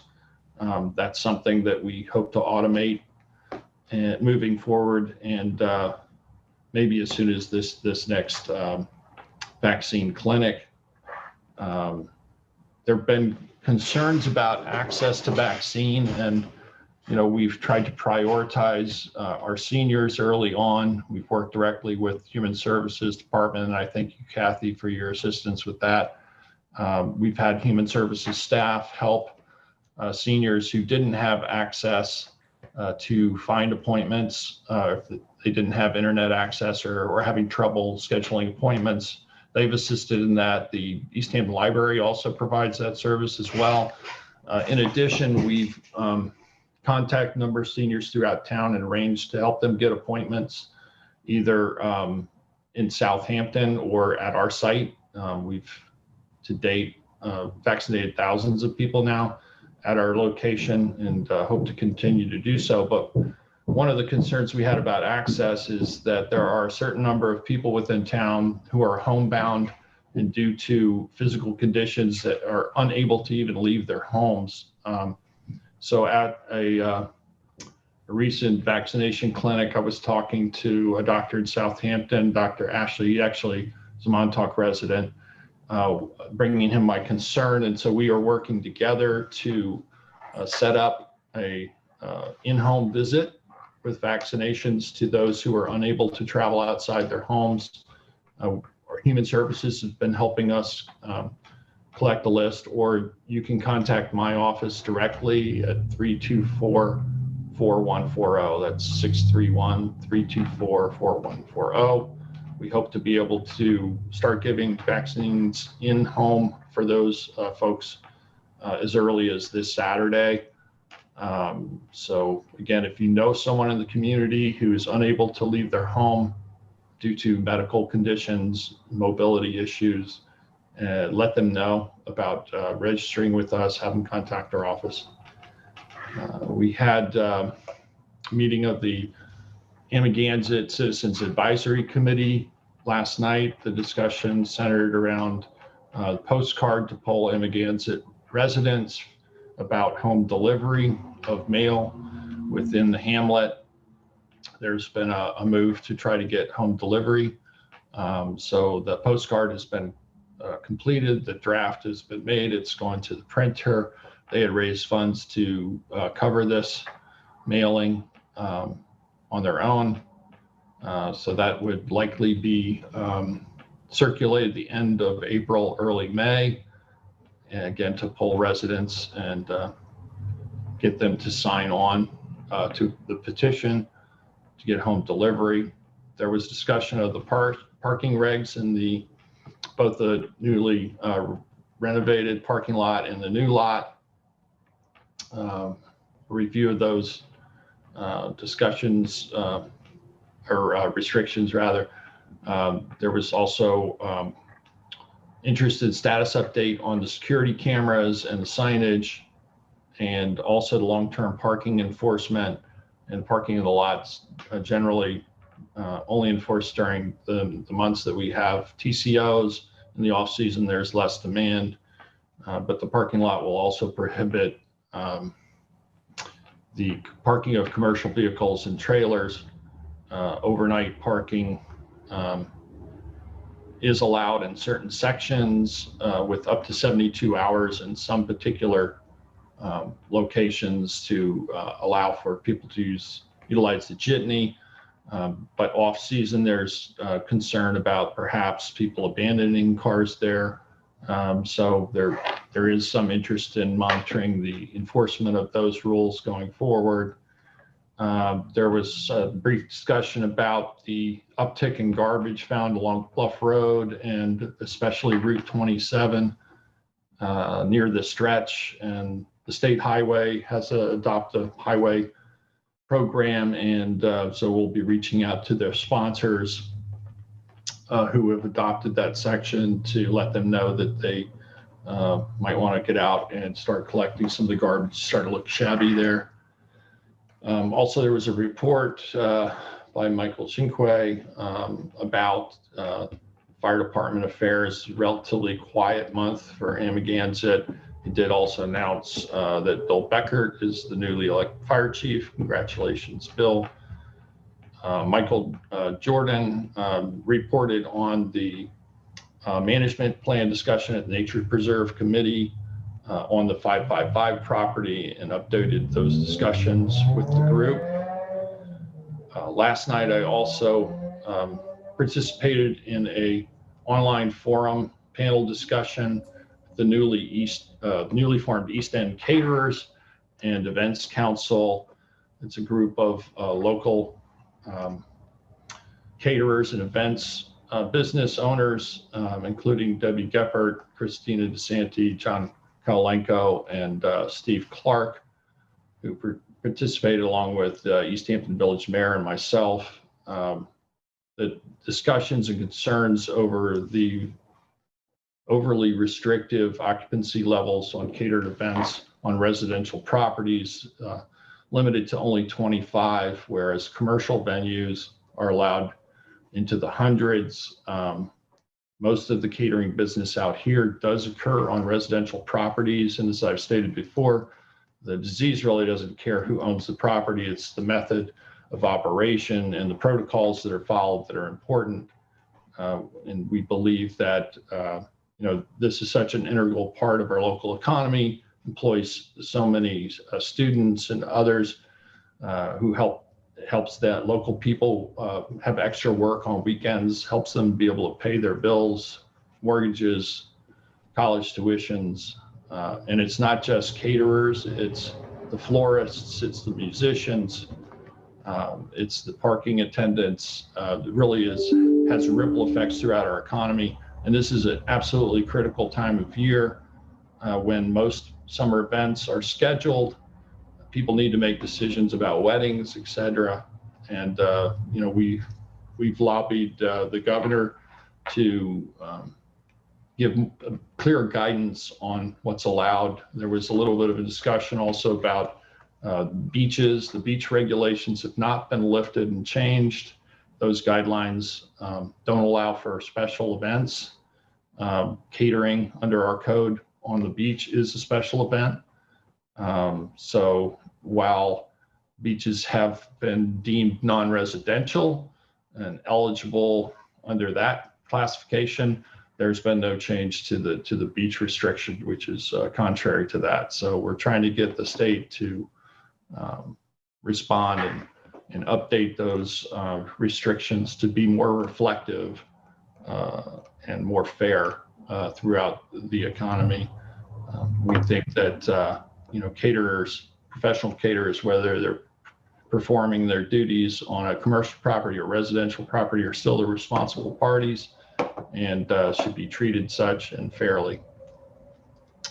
Jeff mentioned the Bull Path well test initiative. This is being brought forward by the DEC as they are looking at all former landfills and airports, looking for PFAS, PFOA contamination, among other contaminants. The well study is going to include roughly 100 properties and would be a quarter-mile radius around the brush dump. And really, this will be conducted completely by the state. We look forward to the results of those tests, but there's no involvement directly by the town or the county for that matter. And that concludes my liaison report. So I just wanted to answer your question. You asked me about the positivity rate that I was citing. It was a 14-day average. Jeff, we can't hear you. Yeah. You asked, I'm sorry, you asked about the positivity rate that I cited, and I wanted to tell you it was based on a 14-day average up to April 13th, yesterday. And who produced that report? It comes to me as a report from the New York Times. It's based on health department information. It's the 14-day average. Which health department? Suffolk County. Okay.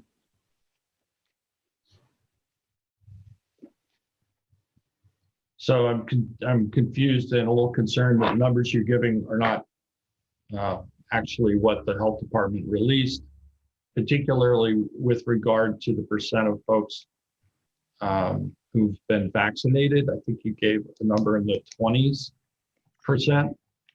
I think you misunderstood that when I gave it. I gave a number in the 20s for people who were fully vaccinated. And as I recall, you were citing a number that was people who had received one vaccination. Right. I checked on that after you had told me that. Yeah, so again, it's important to understand what the numbers mean. And as we well know, having even one vaccine significantly reduces your threat of severe illness or death. In fact, there's a real push now to, rather than try and get second doses in everybody, to immediately shift to first doses to as many people as you can and hold off on second doses, as Britain's done, been quite successful. In fact, better than the United States in their response to COVID infection rates and the spreading. So I know that's a current topic under discussion with the Biden administration and with the CDC and other medical professionals. At this point, that concludes our liaison reports, and we have a few resolutions. I believe, David, you have the first one. Yes, thank you. I would like to offer resolution 2021-468. This is for asbestos professional services for the Phillips and Downs property. And the total estimate from Silver Wolf Environmental for these options are $4,790. Second. All in favor? Aye. Aye, passed and carried. I'd like to offer 2021-469. It's the SEPTA Memorial Bench donation from Preston Blankenship in the memory of his father, Raymond Earl Blankenship, to be placed on Main Street in Amagansett. Second. All in favor? Aye. Aye. Aye, passed and carried. And that brings us up to resolution 470, which is to authorize a 2020 payment to Duncan Weinberg Genzer Pembroke town attorney, and that is in the amount of $6,888. Second. All in favor? Aye. Aye. Aye, passed and carried. 471 is to accept bid EH21 015 sand replenishment for Montauk 2021 going to Patrick Istrian Jr. That would be 17,000 cubic yards of sand at a rate of $44.95 per cubic yard delivered and spread on the beach. Second. All in favor? Aye. Aye. Aye, passed and carried. 472, it's a budget modification, civil defense, Montauk sand replenishment, and this is moving from unappropriated unreserved surplus, the amount of $382,075 to increased revenue, county aid, Montauk beach replenishment in the same amount, and increase the expenditure line for outside professional to the amount of $764,150. Second, all in favor? Aye. Aye. Aye, passed and carried. I believe we have items to discuss in executive session. I'll entertain a motion. A motion to enter into exec session to discuss the hiring of personnel to fill a vacancy in ordinance enforcement office, to discuss the discipline of a particular persons, and to discuss personnel in the clerk's office, and to receive advice from counsel. Second. All in favor? Aye. Aye. Passed and carried. Now 2:44. Convene at 3:15. That's great. Okay. Does that work? Yeah, we just need to let the outside counsel know that he's getting started at 3:15 instead of 3 o'clock. Very good. So John, you could do that. Appreciate that. So I'll send around the link and we'll see you all at 3:15. Great. Thank you. Be well, everyone. Thank you, Michael. Thanks, Mike. Thanks, Mike.